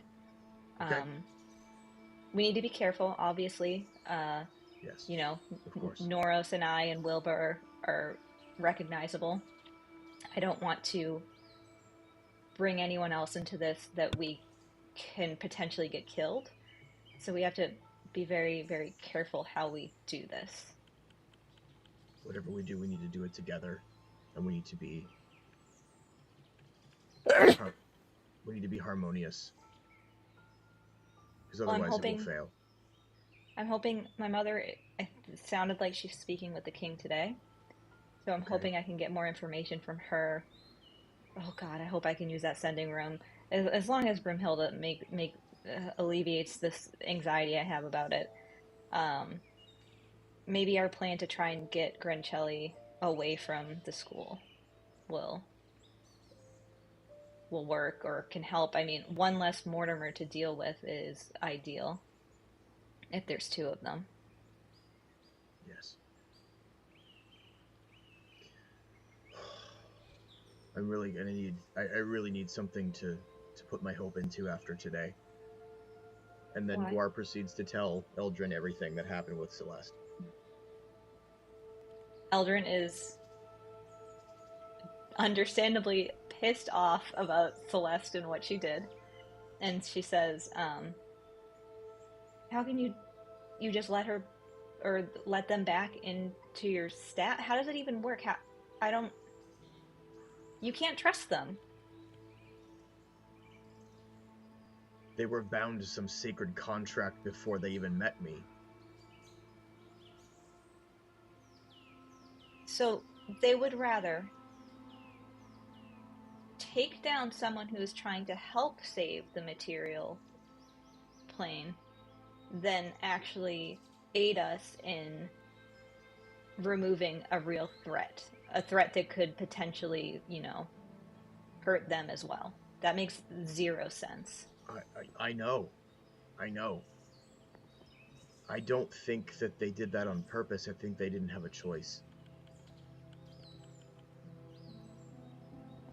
It was like against their programming or something.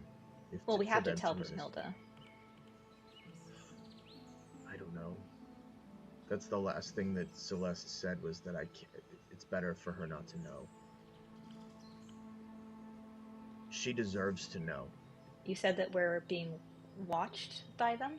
Yes. Well, we can bring Brunhilde in here, and we can tell her in here, and they won't even know. I'm more worried about her going nuclear. Because if she does, they'll take her sooner than 3 months. Well, we can explain to her the situation before we tell her what we're about to tell her and say, if you do anything stupid, it's all over.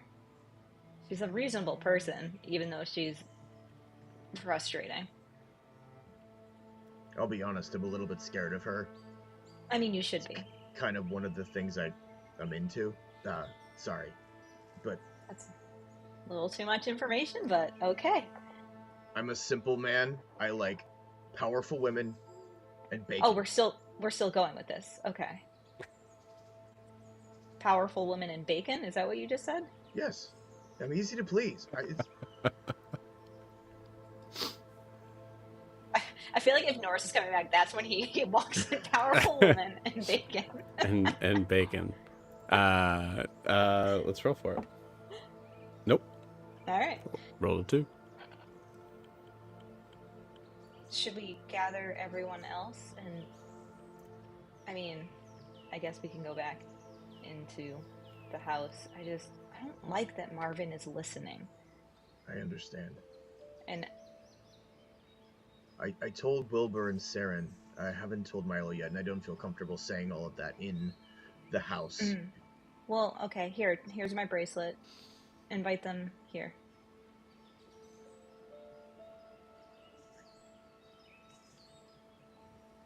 Milo, it's Gwar! Come down to the temple so we can tell you some things.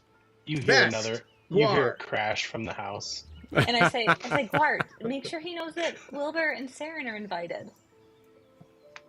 Wilbur and Saren should come too. Postscript. Don't break anything else. I'm not coming if I was an afterthought. I know You my weren't. worth. I just forgot. I'm sorry. It's my fault. It's my fault. You used the laugh and you're like, don't tell them they were a postscript. Don't tell them they were a... No, the postscript was don't break anything else. Yeah, Postscript. Yes. Yeah, Milo's gonna find Wilbur and Saren and say, hey, I think Eldrin and Gwar want us down in the temple. Eldrin's temple. I don't know how this works. And then he's just gonna walk out. Cool. Do you guys follow? Yes. Before they come, I make it. I'm not going to make them go through the same things Gwar did. I make it so they can come in. Saren, you're climbing down the steps. You see the sun kind of just breaks down to the darkness. As you see now, there's just lights from glowing fireflies and probably distant light of what's inside the cabin itself. You hear a voice. Hey,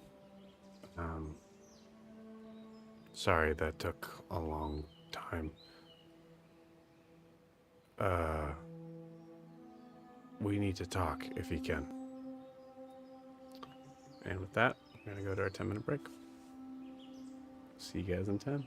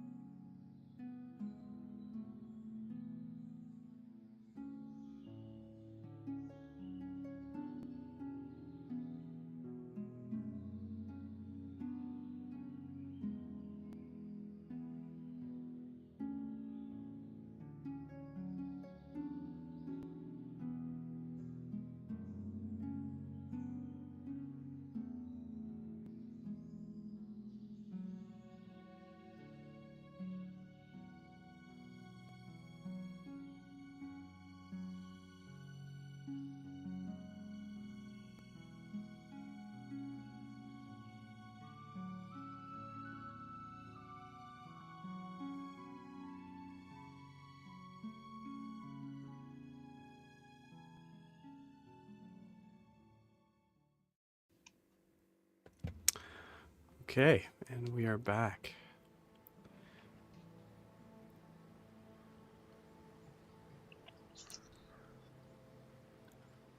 So, He's using the like sending stone for this. So I need to go to Dare's Wharf first, so I don't think I can.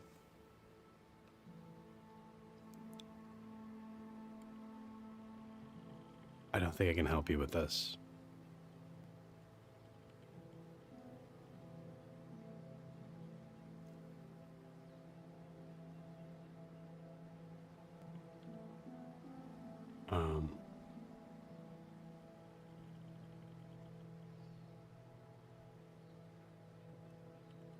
Yeah, that's all I can say about that right now. You can respond.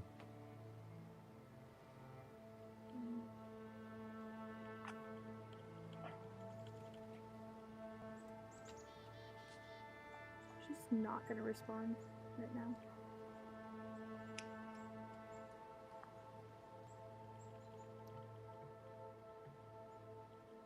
Okay.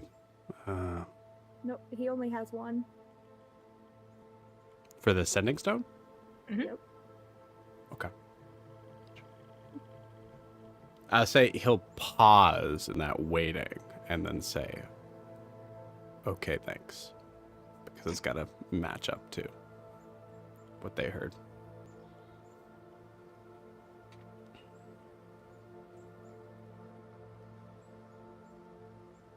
Saren, what do you do? She's following Wilbur and Milo down to the temple. Okay. She's gonna wait till she gets back to the sending room. You got it. Okay. So you were all in the temple. You all see this extremely illustrious sort of design. Albeit, I think, you know, for Milo's eyes, you can see that it seems to be a very accurate sort of like representation of some of the iconography that you've seen from the temples in Honoria. So much so that there's no room for creativity here. It is a full-on, like almost carbon copy of what things are marked out here. As Milo like walks in, he's, oh my god, Eldrin, you did this. He's like fully running, and he runs like room to room, and he finds like as he finds like an off room that like looks like the office. He's gonna go behind the desk and like with his new halberd like tap on the ground behind the desk just to like, okay, it's solid. This is awesome. Thank you.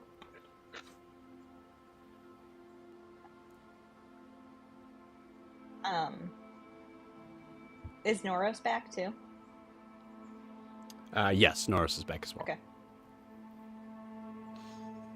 Yeah, so Eldrin says, well, there's a couple things that I need to talk about, but Gwar, do you want to... Is Milo the only one? Well, I guess Norris doesn't know either. Yeah, fill him in about... Yeah. Brunhilde? I would give them an abbreviated version of, because the other three already know everything. But I give the gist of it.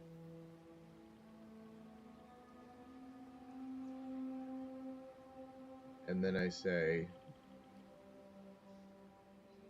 and I'm not sure when to tell Brunhilde. Celeste said I shouldn't, but I think she deserves to know. Yeah, Celeste doesn't get a say in this. Celeste also knows a lot about things that I don't understand. But I wish they'd be more clear with me.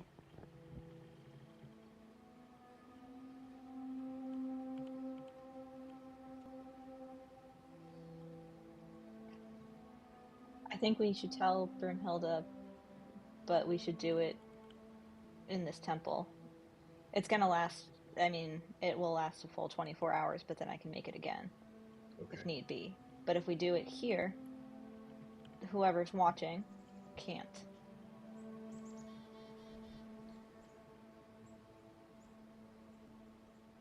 I explained to like Wilbur, Saren, and Milo what I said to Gwar as well about why I created the temple.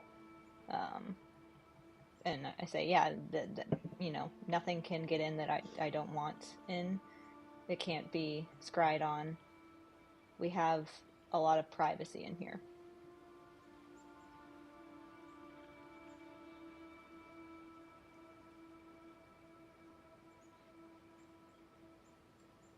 Well, what do you think? We've just dropped all this stuff on you. I mean, we have to. I feel like not telling Broomhilda things has like not worked well It in has the past. Well, it's disrespectful to her. Imagine if this was you. Sure. You'd want to know. I mean, she gets to like be all moody and secretive, but like it feels like it works better for us if we keep her informed. Yes. I just worry that she's gonna go off. That's my only concern, because they said. Well, I mean, on the chance that she does, then maybe she wasn't a very good ally to have in the first place, and take her. I think we need to give her a little bit more, faith than that. I wince at that. Mm.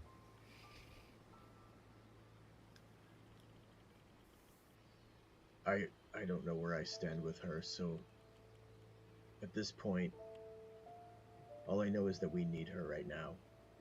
And I think she needs us. Whatever we tell her must come from Wilbur. I've noticed that she takes whatever he says very well, it seems. Normally I would agree, but I feel like this needs to come from me. Because it's coming from Celeste, and that would make sense to her. What if Riley tells her? Oh. Well, if you tell Riley, then Broomhilda might know before she talks to Riley because Marvin might tell her. I don't think this should be discussed in the house or in the sending room until Broomhilda knows. Wilbur, you think of a way beyond that if you choose. You have a connection that you have not expressed yet.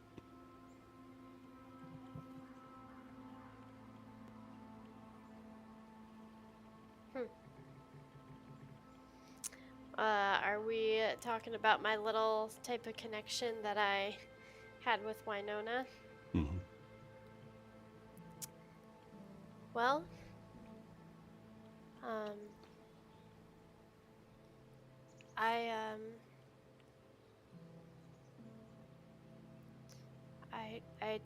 talked to my mother in a really weird, new to me way. I didn't even know I could do that. I don't even know that she knew that we could do that.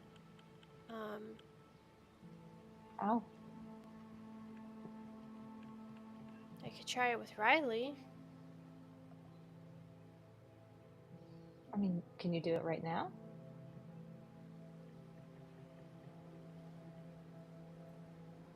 Yeah, it's kind of weird. I was asleep. Oh. And it wasn't just a dream? No. Okay. I mean... No, I normally dream about weird things. I don't have conversations with people in my dreams. I normally dream about home and... Okay.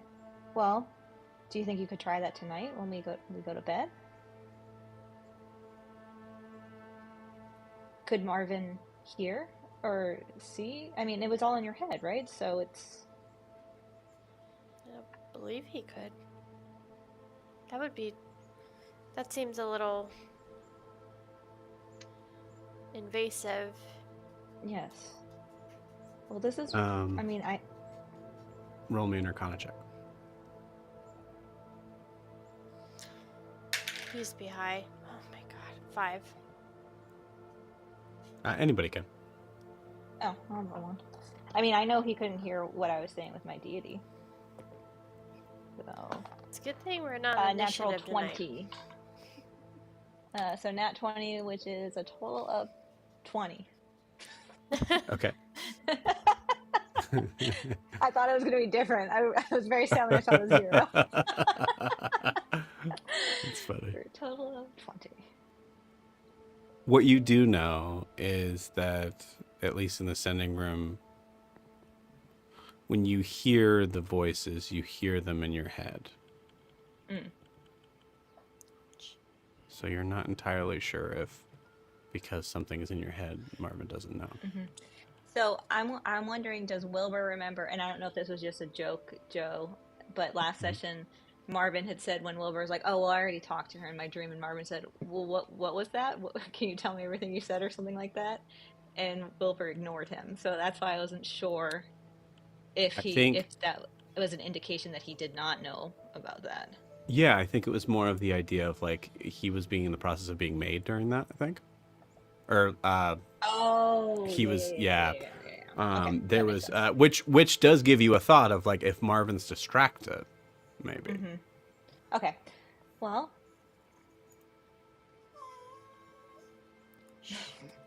it might not be a great idea for this to happen in the house.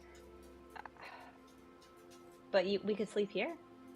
Like I said, this place is up for another, like, 18 hours. Probably more. Well, do you guys think Broomhilda's gonna wake up? Wouldn't she be, like, offended? Well, I mean, you and I could just have a sleepover like old times. Well, I know, but, like, I don't want Broomhilda to wake up and be offended that I'm not sleeping in the room that she created for me. I think she's going to be more mad at Gwar than anything, if that makes you feel any better. It does not. Well, I was talking to Wilbur, not you. I know. Obviously, it doesn't make you feel better. You're afraid of her. Yeah, all of her anger sorry, is going to you be... told me that in confidence. I apologize. No, it's fine. I think it's pretty clear. Well, Yeah, I don't think she'd be offended, especially if we explain it to her. I mean, we could do what we used to do. I look at Norris and I say, remember back when we were, like, younger and, like, at the temples, they would have all of us, like, stay overnight and we'd play games and it was just so much fun. We'd stay up all night. When you were younger, like 6 months ago? I'm 19. Uh-huh. And a half? Okay. It'll be like that. It'll be really fun. I mean, minus the sermons and the praying and the other stuff. Yeah, I'm not doing any of that. No, you don't have to. Why would Anyone's anyone invited. do that? It's fun. You get to stay up all. I'm looking at Norris for I'm like, it's so much fun. Validation. Yep. You see Noros just looking at, like, I think, the Shadowfell might have taken that out. So you're just a bunch of teenagers that are supposed to be chased in a room together for an entire Who said night. anything about being chased? What are you talking about?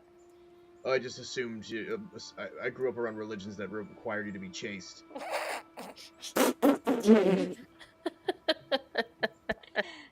Didn't stop anyone, but it was definitely a rule. As I said, I think I said this to you when we first met. Sex is a very natural thing, Gwar. There's no. It's one of the most natural. Why would Persona be against it at all? Your guess is as good as mine. I'm just saying. I mean, grew up obviously, around a lot of... Norris and I weren't having sex in a room with a bunch of other teens, but, like, people signed documents saying that they would stay chaste until such time as they were wed. Very strange. Did you guys do the rings? Purity rings? Yeah. I didn't. I wouldn't let anyone do that to me. I got yelled at quite a bit, but it was worth it. Joe and Miranda are gone. So someone's gotta put in the quotes, I grew up in a religion where they were chased. Where they required you to be chased. They Yeah. required it. Yeah. Oh my god. Show me the lie. Oh Yeah. my god. No, but Eldrin's like, the persona is completely accepting, and I don't understand that. Yeah, Bahamut is too. I don't know why anybody would think anything otherwise. It's very Tall, like against like sex. weird. Is that what you grew up with? Well, unless he No wonder gets he's to so do it. angry. Unless he gets to do it. I mean, That is Wilbur, not that was canon good. at all. yeah. I'm up for creating backstory. Changing canon, no. That's fine. Yeah, that's fine. Well, Gwar didn't grow up in the cult of Tal, right? No. Correct. It was definitely not until like I was like in my late teens. So It would have been after the war. yeah. Yeah. So Anyway, so Eldrin says, anyway, we got off track. So we can stay here for the night, whoever wants to. If, I understand, Gwar, if you want to be in the house for when Broomhilda wakes up. But at least maybe Wilbur can speak with Riley. I will keep watch. I'll stay here with you, but I think everyone else should stay in the house because I don't want her to be offended that we're not all there. Yeah, this is good because Riley wanted me to have Broomhilda contact her anyways, so I'll tell Riley. But it's really sensitive and she needs to be gentle and maybe if Riley thinks that it would be better coming from us, she can give us pointers on how to tell her. I still think it needs to come from me. I owe her that. Well, Wilbur, could you ask Riley then?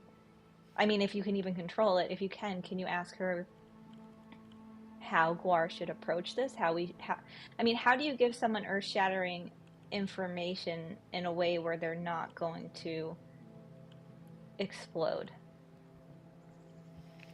I don't know. I got some pretty big news and I just accepted it, but I mean, yeah. You have to. Wait, what big news? Yeah, what big news? oh, just all the stuff with Cerilius. Anyways, Oh, okay. yeah. I would like you all there with me, though. Well, I still think we should do it in the temple because, again, it can't be. The Celestials can't look in on us. Yes. As far as I know. I mean, maybe they can. That's a good idea. Isn't Broomhilda more powerful than the Celestials?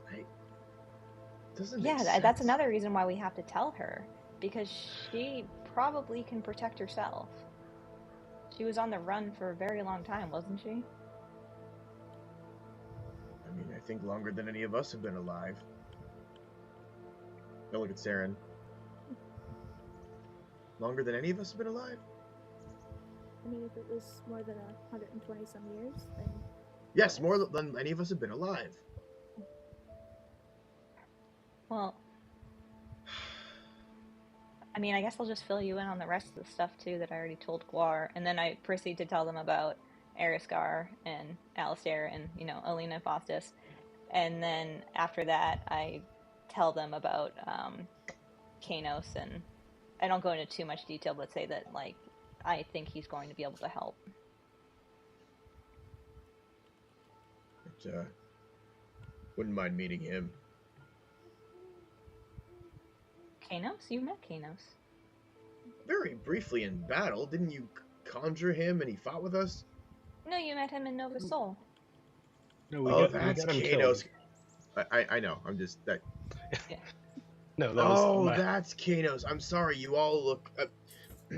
Yes. Sorry. He was. I mean, we didn't get him killed. I mean, I also died. Yeah, we got both of you killed. Yeah. It's very sad. When we got beat by Gwar's brother. Yeah. Anyway, so Broomhilda evaporated. Whatever. Disintegrated? That's what it's called. Yes, she I did. think incinerated. Probably that It too. was dusty. Right. I want to apologize for going rogue, everyone. I needed Lila's to. I gonna thought you look were a at cleric. Saren. Saren's That's job. so dumb. So dumb. I love you guys. It's so dumb. I say, I should have told you what my plan was. I didn't really realize I was going to do it until I did. I'm just really worried about Volmos. And apparently, Kanos had no idea. Persona didn't tell him, but she's trying to figure out why. And Volmos didn't tell him either. I don't know if Volmos knows. This whole situation is confusing. Is it Volmos? Is it not Volmos? Oh, well, okay, it's Volmos. It's confusing. I feel like we need another name for him, but basically, from what I've understood from what Zaris has told me and what Persona has confirmed and what Brunhilde has said, is that his soul has been split. Half of him is here, and half of him is in the Eternal Sea with Persona, but they need to be reunited, or something bad could probably happen to both of them. At one point, he was, I don't think possessed, I think controlled, or something like how Brunhilde was controlled by Tal, maybe, with the whole dominate spell. I don't know what happened with that, but the person who spoke to me was definitely not speaking, at least from what I understand, not speaking through Volmos. He was someone else in the room, probably the other Mortimer.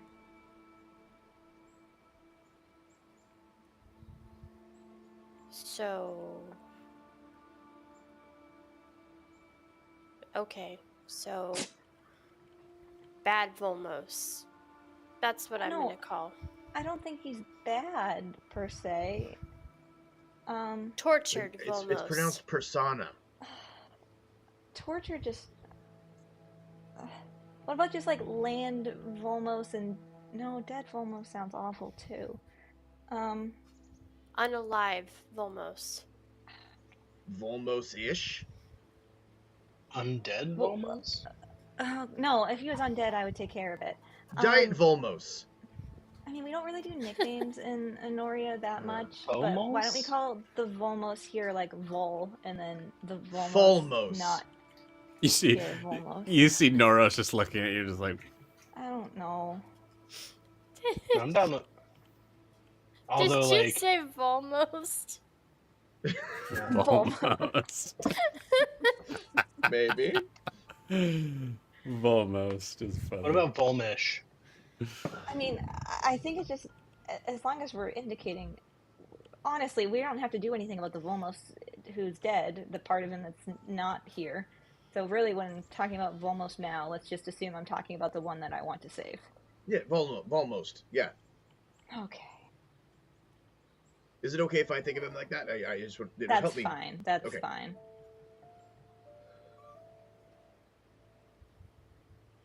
So.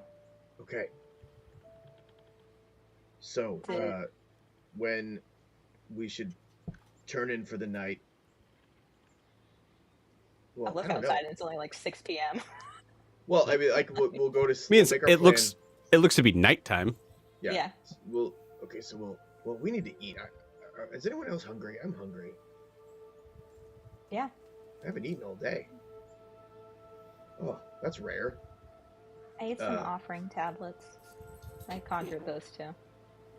Offering tablets. Yeah. Like crackers.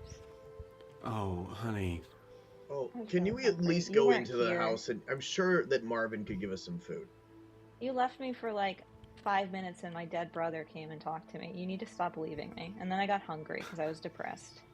Well, those are probably said- making you more depressed.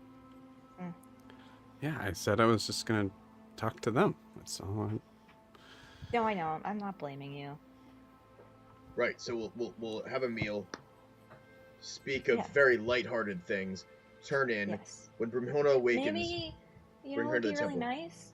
I look at Kanos and I say, while we're eating dinner, can you tell us about our not Kanos, this is Noros. I was gonna say, Kanos isn't here, guys. yes, Stop looking Canis at is not him. here. He's not Stop here. looking. There's a Wilbur is doing the pet thing where like looking in the Yeah. corner of a room where I- nothing I- is at. Anyway, I look at Noros and I say, maybe you guys could tell us about our wedding? Oh yeah, was it? I guess yeah. We'll yeah. Don't tell us now. We'll wait. We'll go up there. Maybe you guys could tell me about Gerard too. Yeah. Of course. Oh, Saren. Also, I'm gonna do what Saren did, and I mean, I used to take very good notes in my journal, and I stopped after I found Kanos. It's actually really depressing. If you go to the last note, it says, "I found him," and then it was just kind of sad. I didn't want to write, "He's dead," so I kind of stopped. But I think I'm gonna start again. Well, you were also dead, so Well, yeah, that's true. Wilbur, there is also a point in your mind where you think like I think Wilbur and Milo just both think it's so awful, but like thinking about like, and also you guys could tell me about Gerard, and there's like a moment of like, oh, and then both of you are thinking like, well, he's an animal, so it's really hard to talk about what his thoughts were Yeah. and what he was like as an animal. Yeah. But yeah, I mean, I'll follow if Gwar leads us back. I'll follow. I think it'd be Before- nice. We can have a nice meal. Before they leave, Saren's gonna say, before dinner, I have to go talk to Huxley. He finally got back to you. Yeah, kind of. Something about going to Dare's Wharf, and he doesn't know if he can make it. oh, surprise, surprise! This Take the freaking coward guy. way out. I mean, we don't need him at this exact moment. He could at least give a little bit of a commitment of like, yeah, in 2 days, 3 days, I'm good to go. Yeah, I'm sorry, who are we talking about? Oh, Huxley, you've never met him. Well, you I mean, he mean- met fake him. wait, he came to the wedding? Oh, he was at the Yeah, wedding. Well, Okay. well, Hux most was at the Yeah. wedding. Okay. I think I like that Also- one better. He definitely Noros met Huxley though before that. 'Cause I he think was, like, if- in the bar and stuff. He If was around- Noros was, it was before the wedding. yeah, it would have been like a very short time. Yeah, because I think Okay. the core memory he would have had of Huxley is that Huxley came with his former teammate or whatever to the wedding. Well, he doesn't remember the wedding. Yeah, I know. That's what I'm Right. saying. So like, Yeah. yeah. I explained he's the one that had the little dog and the goggles, and He was I at think Bitch's we Brew a had a couple drink or two times. with him. He's a very Mhm. complicated person. Wait, no, he did meet him. I say he's the one that tried to shoot the little kid. Was Noros there for that? Yep, Okay. he was. Yep. Forgot Oh. about that. yeah. We didn't kill him. No. I look at Saren pointedly. We didn't. Sorry. Like they said, it's complicated. No, I said he's a complicated person. I didn't say that situation was complicated. And I said he's a fuck ass.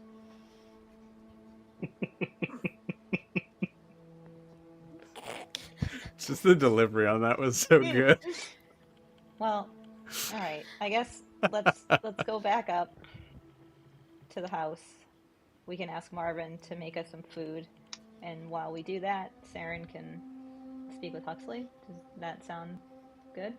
Although I will say I'm still not convinced that we should be using that sending room until we've talked to Brumhilda, but it sounds like all of you have already divulged all of our secrets anyway, if anyone was listening in. I didn't really All divulge of those- any secrets. All of our secrets? I mean, Not all of them. you our plans and things like that, and Tal being Brumhilda's dad, and anyone could have been scrying at that moment and learned all of that information. I've got more No, secrets than you'll ever know. No, I think it's fine. I think we were fine. Okay, well, I'm not going to be the one that makes that mistake again, so I will wait.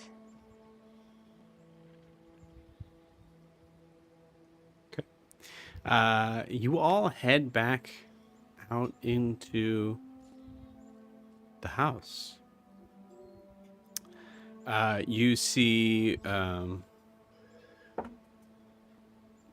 Marvin has an array of food that is not it's not connected. Like, it doesn't make sense. There's no theme. There's certain points where there's just too much protein on the table, like, sort of thing. Like, there's a lot of like different sort That's of Gwar's side of the table. yeah, that's Gwar side of it. There's different Hey, meats I like and fish, but I think there's like a certain point where you actually have a moment where like Marvin looks like he tried to put like a steak on top of a fish, but the fish was just a and the fish is like cooked but not skinned or like deboned. So it's just on top of like you get the idea. It's like if a machine made a dinner. If AI-generated meal. It's it's an AI generated meal. Now, did he make this before we asked him to? Yeah, it's like it's ready to go when you guys come up. That's creepy. Wilbur is most uncomfortable.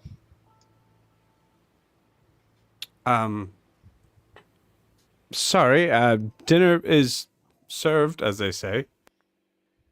What? Bless you. Oh, did you know we wanted this? It is precisely 6:35, which is normally when the mistress likes to eat their food, unless she says if she's not hungry. Is this Is what she Brunhilde eats? elvish, or is she an elf? Or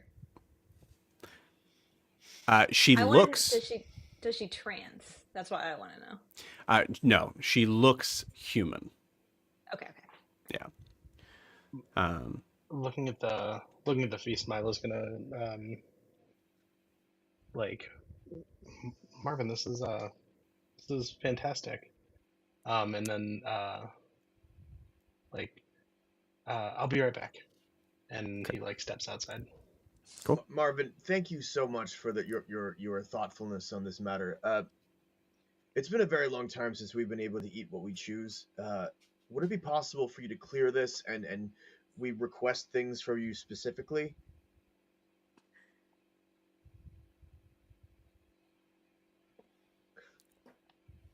Yes, of course, that would be fine. The only part of that would be that you would have to be waiting the correct time for me to cook and assemble the ingredients. Oh, of course. I mean, I'm fine with it. Are you sure all? we can salvage some of the stuff on here. We just need to add to it. Like, we need some seaweed. We need some grass for Wilbur. I just need leafy greens, please. Yeah, could we make a huge From salad? what province? I mean, what do you have in the kitchen for ingredients? My kitchen is the open air. Oh. Can you get leafy greens a la Grove? From Absolutely. As Eldrin asks that, Milo walks in with the bottom of his shirt like filled with just handfuls of grass. Oh.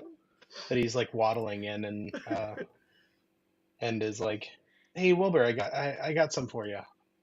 Incredible. That's so I would say our internet is like freaking out. I'm assuming you guys can hear me.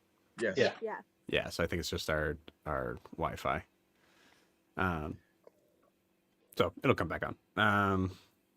Saren just grabs like a bowl of grapes or something off the table and just says, "I'll be right back," and walks to the sending Just room. imagine Saren somehow grabbing like a protein bar or like a granola bar. Grass Yeah. too? Yeah. Yep. Incredible. I just say, I'm sure I could salvage something from here as well, but Marvin, could you just give me all the bacon and eggs you have? Sorry, I'm concerned what you just heard was give me a lot of bacon and eggs. What I said was give me all of the bacon and eggs you have. Roll me. Roll me a persuasion check to understand what you mean by that phrase. Okay. Because is this sentient house going to ruin the economy of Imea? Right. Right. I rolled a dirty 20. A dirty 20. You do recognize that you maybe want Jamie nailed it. You are asking all of the bacon and eggs you can muster. Yes, like all that I can eat, not like yeah. You Imaean significantly egg supply. Yes, it would burst this house. Yes, it would. I just wanted to Brunhilde quote wakes up that and the line. house is destroyed. I just wanted Just to get bacon and eggs burst. just everywhere. scrambled eggs everywhere. Destroyed and covered in all eggs. over the place.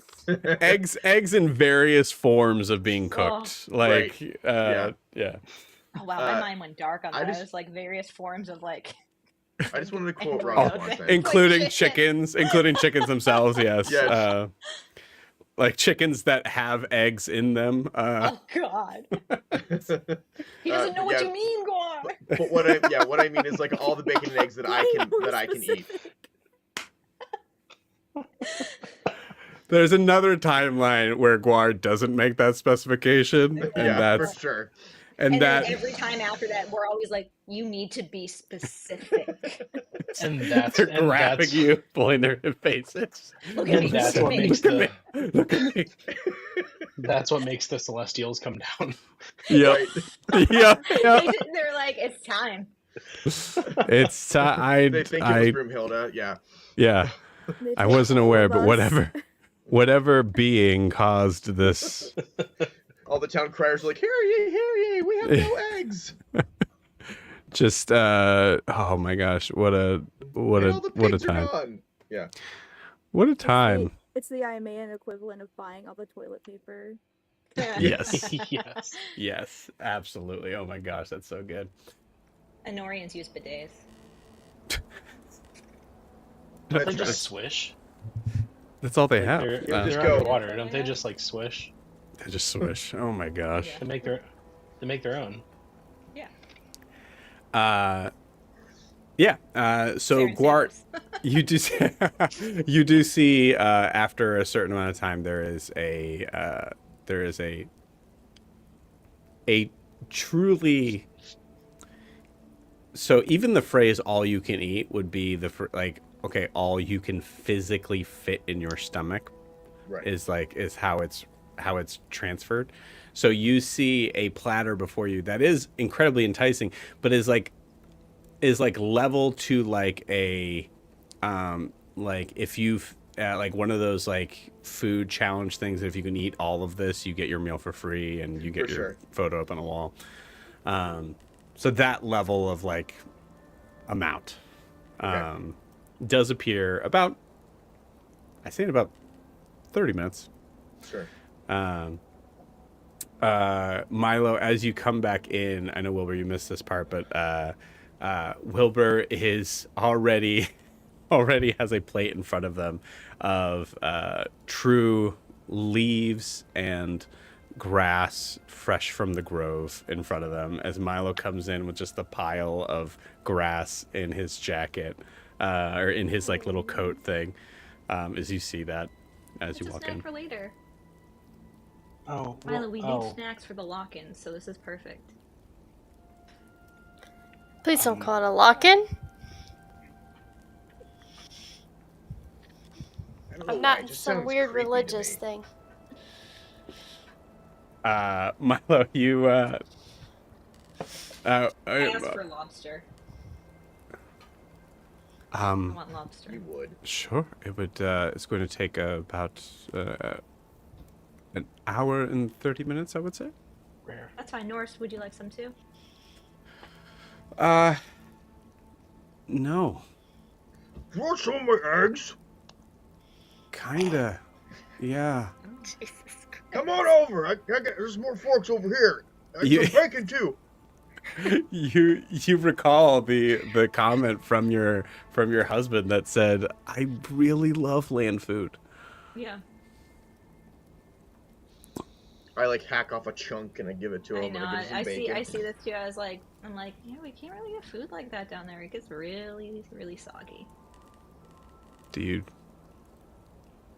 Oh no, I was just commenting. I want the lobster. I can't, like, I have like 3 strips of bacon. Like, you should try it. It's amazing. Just in your fist? Yeah. Yep. In my gauntlet. Yeah. Yeah. It's amazing. Incredible. So you guys have this meal, and it's festive and it's wonderful, and I think there's a moment that you're all kind of, you're able to not forget the issues and obstacles that you were going to be facing. You don't Gwar, you don't forget that now there's a timeline, there's a clock ticking, but you're able to take this moment and just know that whatever is going to happen, whatever you're going to do,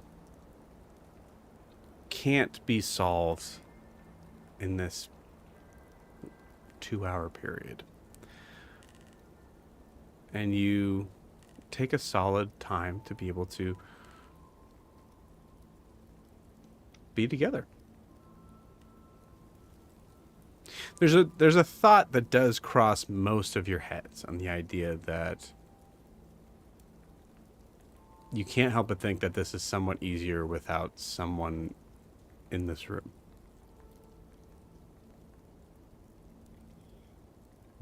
And Gwar, I think you, every once in a while as you're eating, you can't help but look towards the hallway just to see if the door opens. Huxley. Yeah, did I go and come back from the sunning room yet? And Huxley comes through. We'll get to that. I didn't know if you forgot about me. But yeah, no, the door stays closed. I think you eventually kind of like, just to be clear, because the DM God can play tricks on you all the time. I think Gwar, you like kind of like peek in just to make sure, like, nope, she's there, she's full asleep. It is her. Still breathing. It's still breathing. I give her a little kiss on the head before I leave and turn in. Aww. I look at her a So little longer than I probably should. At dinner, Eldrin's gonna start off by telling Saren everything she knows about Gerard, and it literally goes, he's an animal that you travel with, and he is not very well behaved all the time, but he seems to really like you, and he doesn't like water.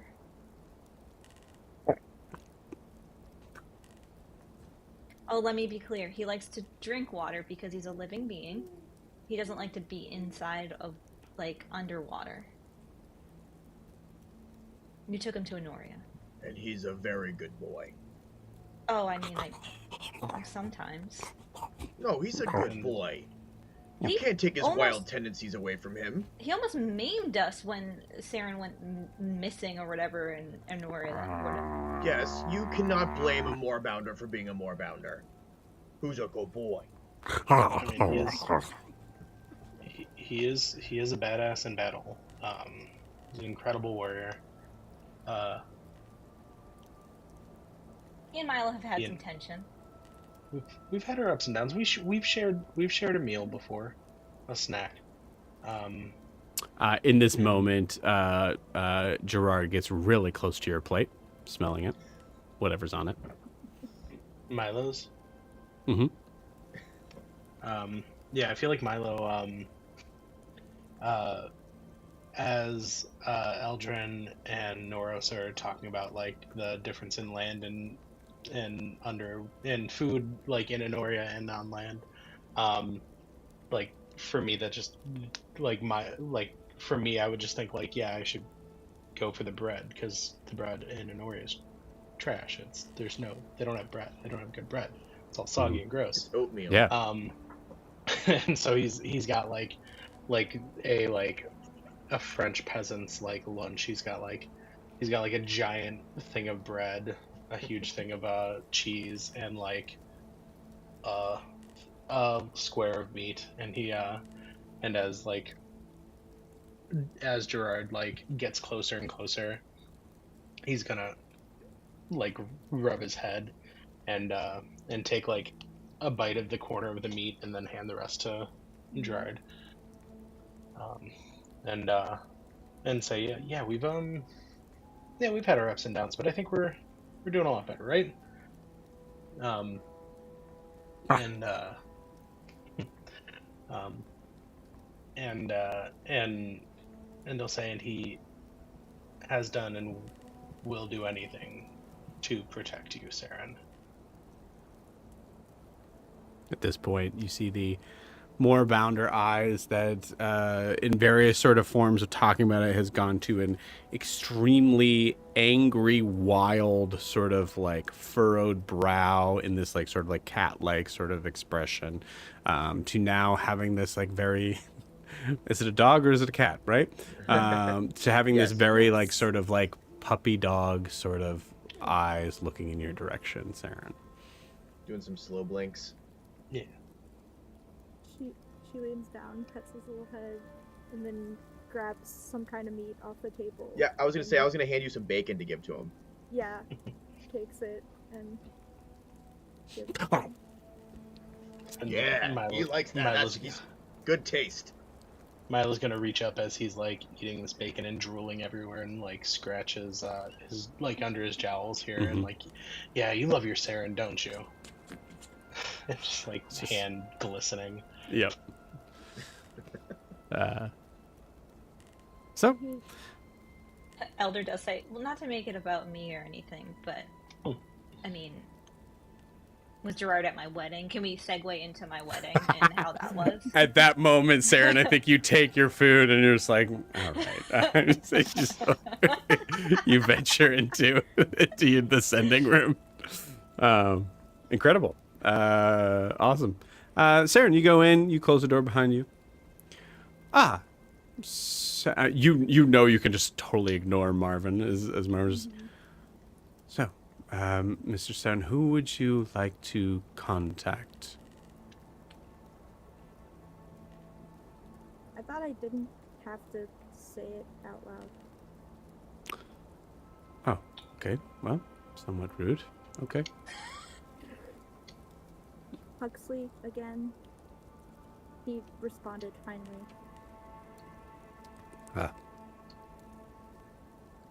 And you? So he's Yeah. on the list. I promise. I'm aware.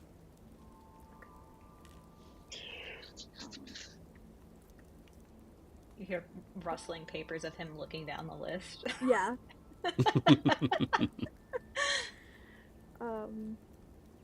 Sorry, I didn't respond right away. Had to get back to the sending room. Family meeting sort of thing. So where are you? You still in Celeste or? You hear a kind of like a plop down as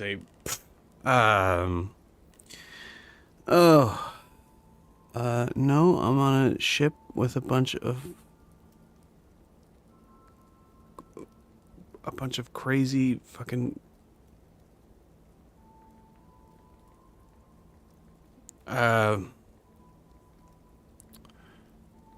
I'm good. I'm in a room. That's fine. I had a cannon pointed at me tonight. Sorry. Okay. And they lit it. But they obviously didn't actually shoot you, so. I mean, they lit a wick. I mean, it was. All right. Yeah. No. Go ahead. I mean, last time you were with us, you got shot, so seem to be doing better. You didn't point a gun at any children's heads this time to warrant that, did you? Children, no. You sure? Do fairies count? Maybe. I Sailing with fairies? listen. The people that I pointed the gun at, I'm now sitting in their room. They gave me their room, so it's not a one of them.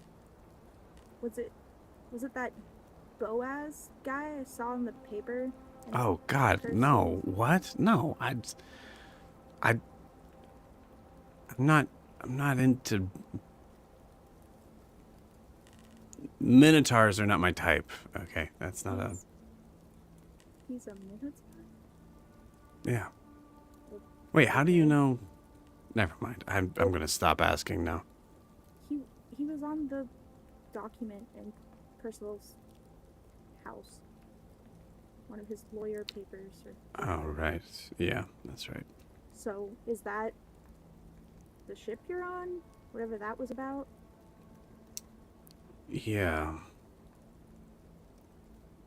We Percival got some news of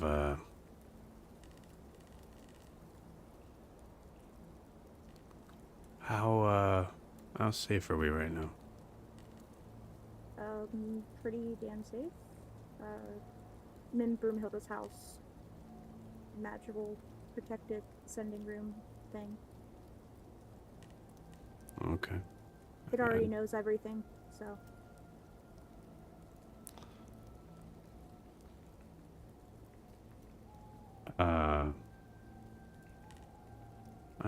I mean, he didn't really come right out and say it, but it looks like this crew that's on the ship, one of the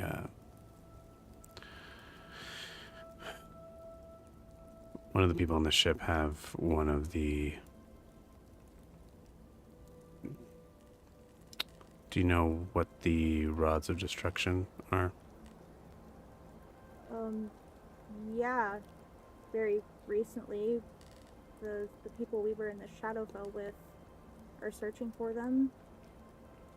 They had a fake one or something.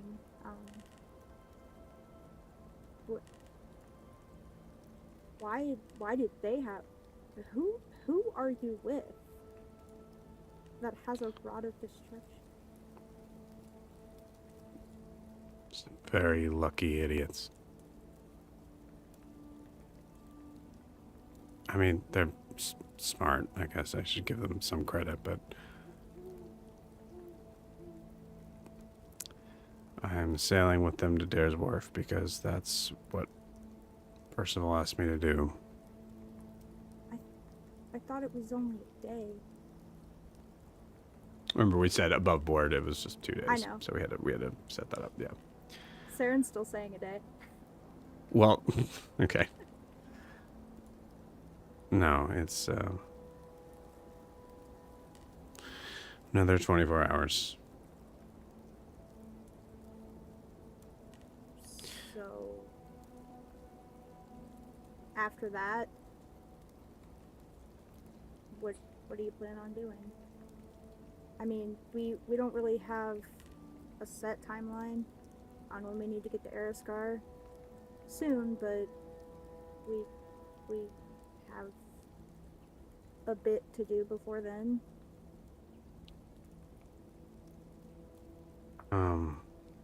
Yeah, no, I get that. But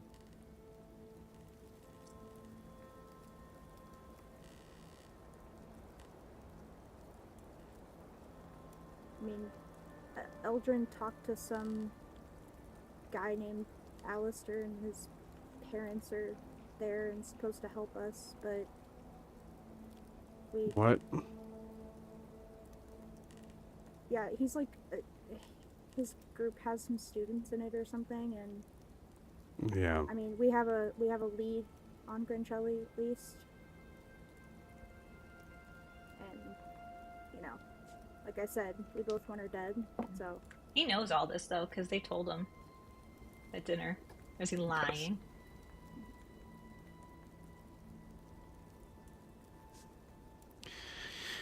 Okay. What were your perceptions of this guy?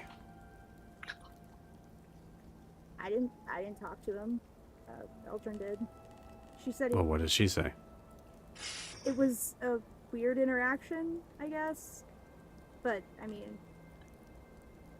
Like Alfred said multiple times, he's a frustrating man. Yeah. She said he was frustrating, but seemed to get some of the information we needed. So. Roll me an insight check. Ooh.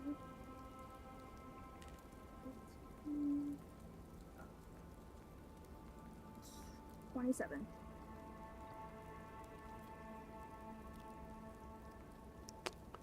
Frustrating, huh? You hear a smile in those words. Well, Aldrin thinks something's frustrating. That must mean they're, what, human?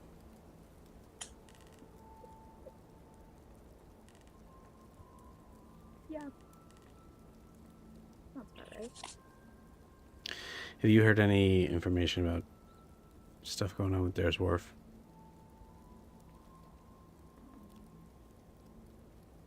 No. I haven't, right? I don't think so. Okay.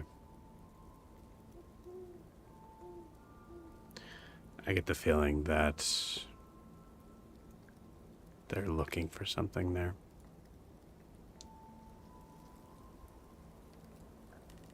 Another rod of destruction, or... No. They didn't even know what the fuck they had. Just why I think I gotta stay with them for a little bit. I mean, if you're familiar with what it is, you know that, I mean, it's has its name for a reason. They've already stated their feelings on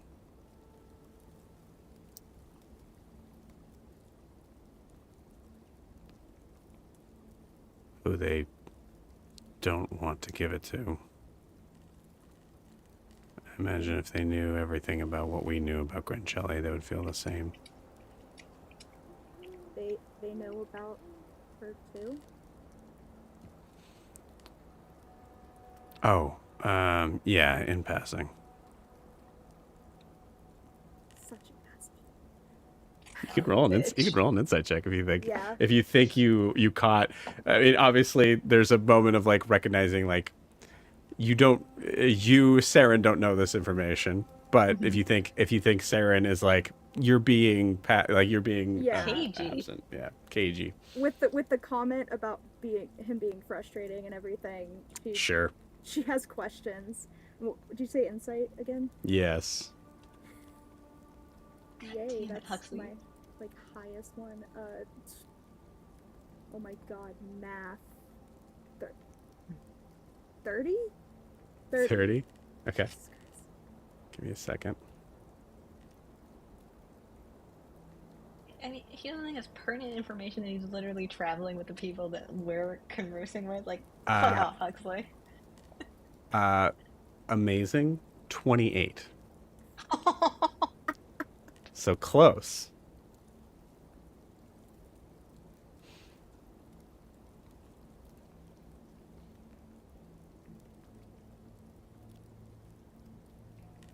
Yeah, you get the idea. He's being cagey.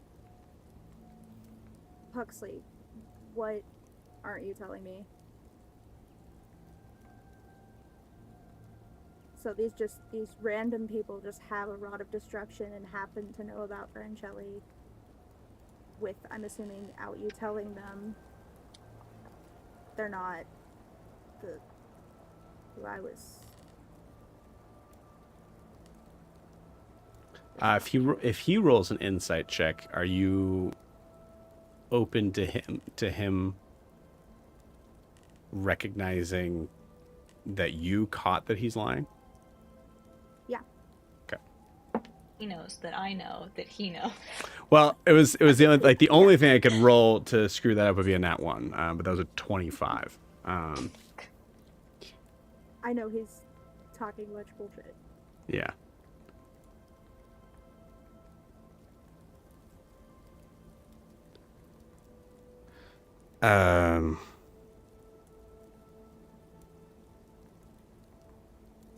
Sure. Fuck it. Okay. Yeah, I'm on a boat with the dude that you were talking about. What's his name? Alistair? Yeah, that's the one.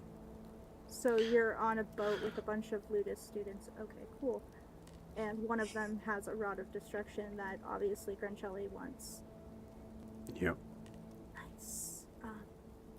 For the reason why I need to stay. Or you all need to come here and bring it here so we can keep it safe. Like I said, I think they're looking for something in Dare's Wharf. I don't know what it is, but... Well, we could come to Dare's Wharf and get it. And you can come with us if you want, provided we go there first. You wanna, think... beat the shit out of Granchelli like the rest of us. I absolutely do, you know that.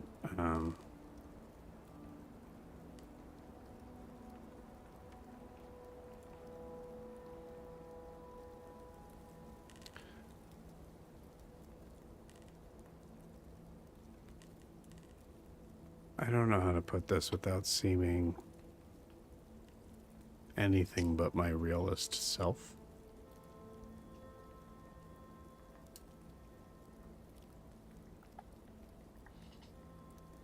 These guys are chaotic. At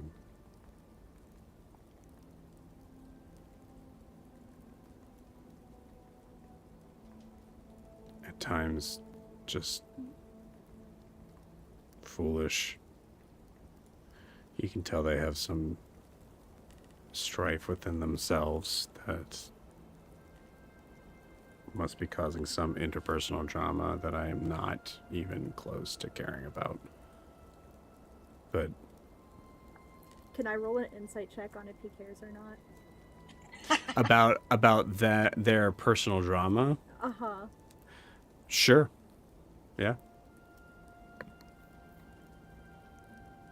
22.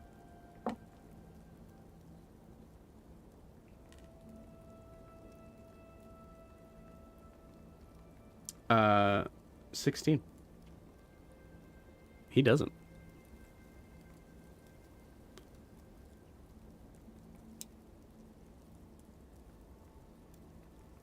He seems to be... He seems to be giving you something that I think is hard for Saren to be able to even catch, even with the insight that Saren's been rolling.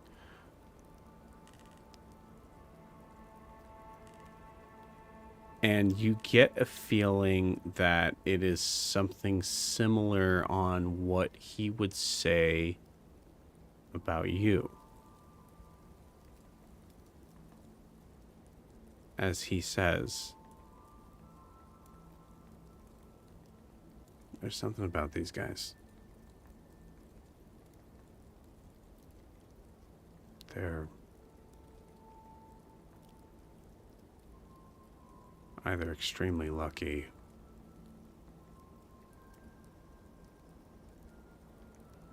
I don't know. I don't really believe in fate, but if I did,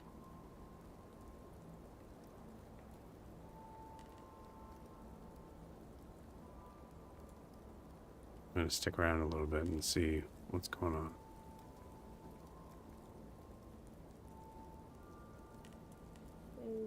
Try not to kill her without me.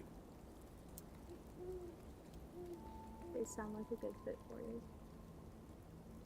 And obviously need as much protection as they can get. That's for sure.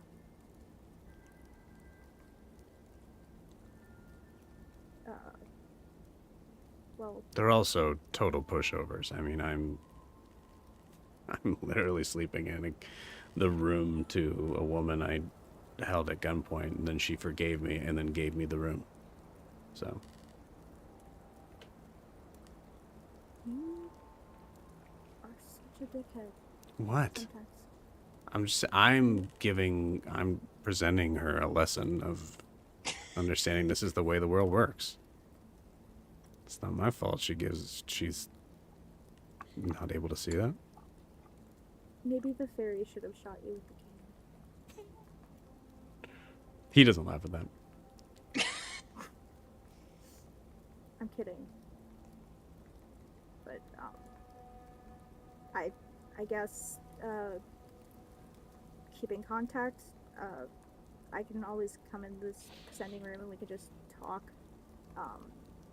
Let me know what's going on with the whole rod of destruction and possible world-ending power and such. I'll try not to kill Gentrelli without you. Okay. I'll let you know when we actually get to the point where that may happen. Okay. Good. I would say probably let me know if you or anyone you actually care about are going to Dare's Wharf. It sounds like there's I haven't been there in some time, and it sounds like there's a new sheriff in town.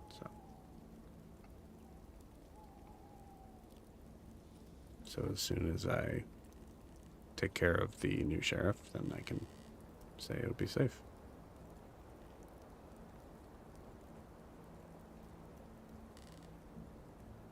Okay then. I'm not going to ask for more details because I'm sure you won't provide them easily. Okay. Good night, Huxley.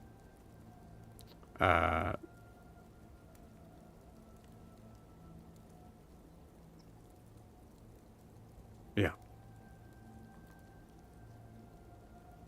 Good night. Don't die. Oh, hey. Do me a favor. Tell Gwar his armor makes him look fat.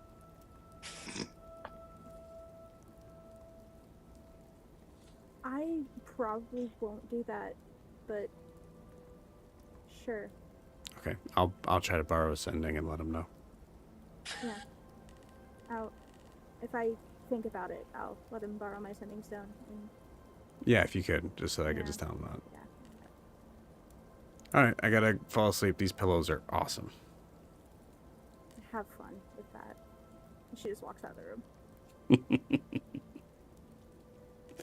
And then immediately goes over to the dinner table. So Huxley is with Alistair. And What? they have a rod of destruction. What? Okay. I'm gonna roll something right now. How does that somehow completely make sense? You see Broomhilda walk out of the room.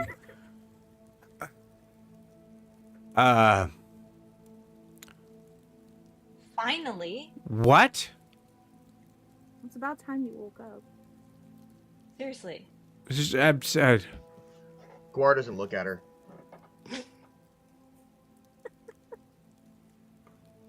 They have what? One of the rods of destruction. You know, the things that everyone's looking for. Maybe that's why he asked if he could get like refuge in Noria.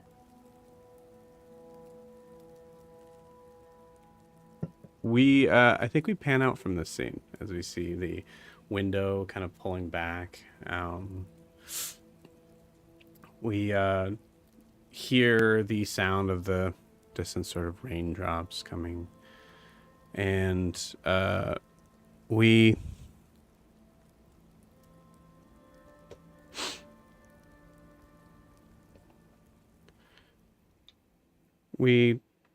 seem to kind of slowly fade to black, almost shifting from a tree into a dark stone hallway. We hear the sounds of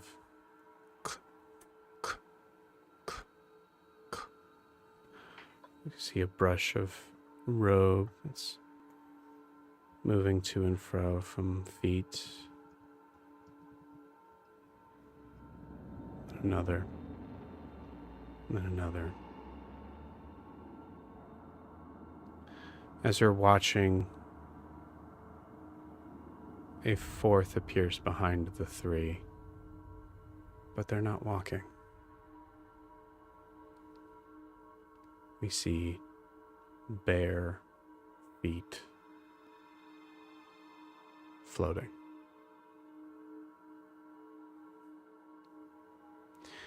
As the figures march continuously down the hallway, we hear the distant sort of sounds of bloop, bloop, bloop.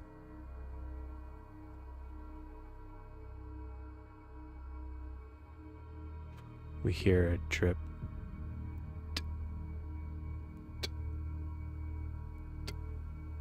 And the scene shifts to room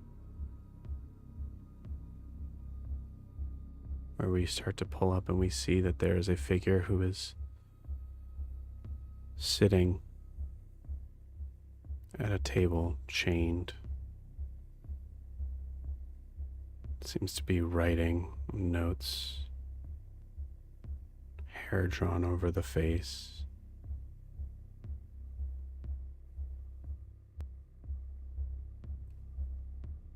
We see the figures enter the room.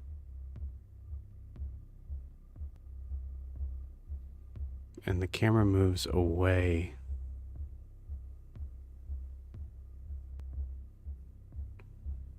from all of the faces.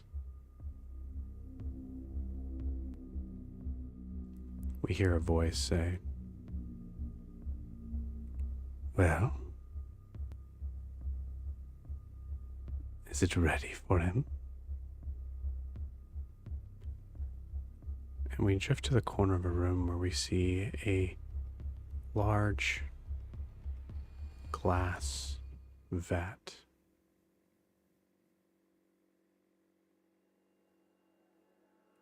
We see a silvery blue liquid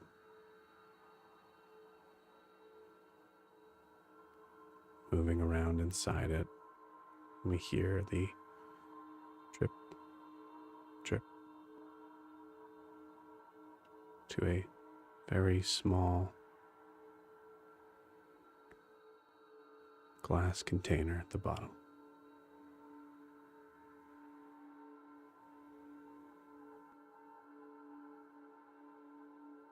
And we cut to black. And with that, we're going to end tonight's session. We'll see you guys next week.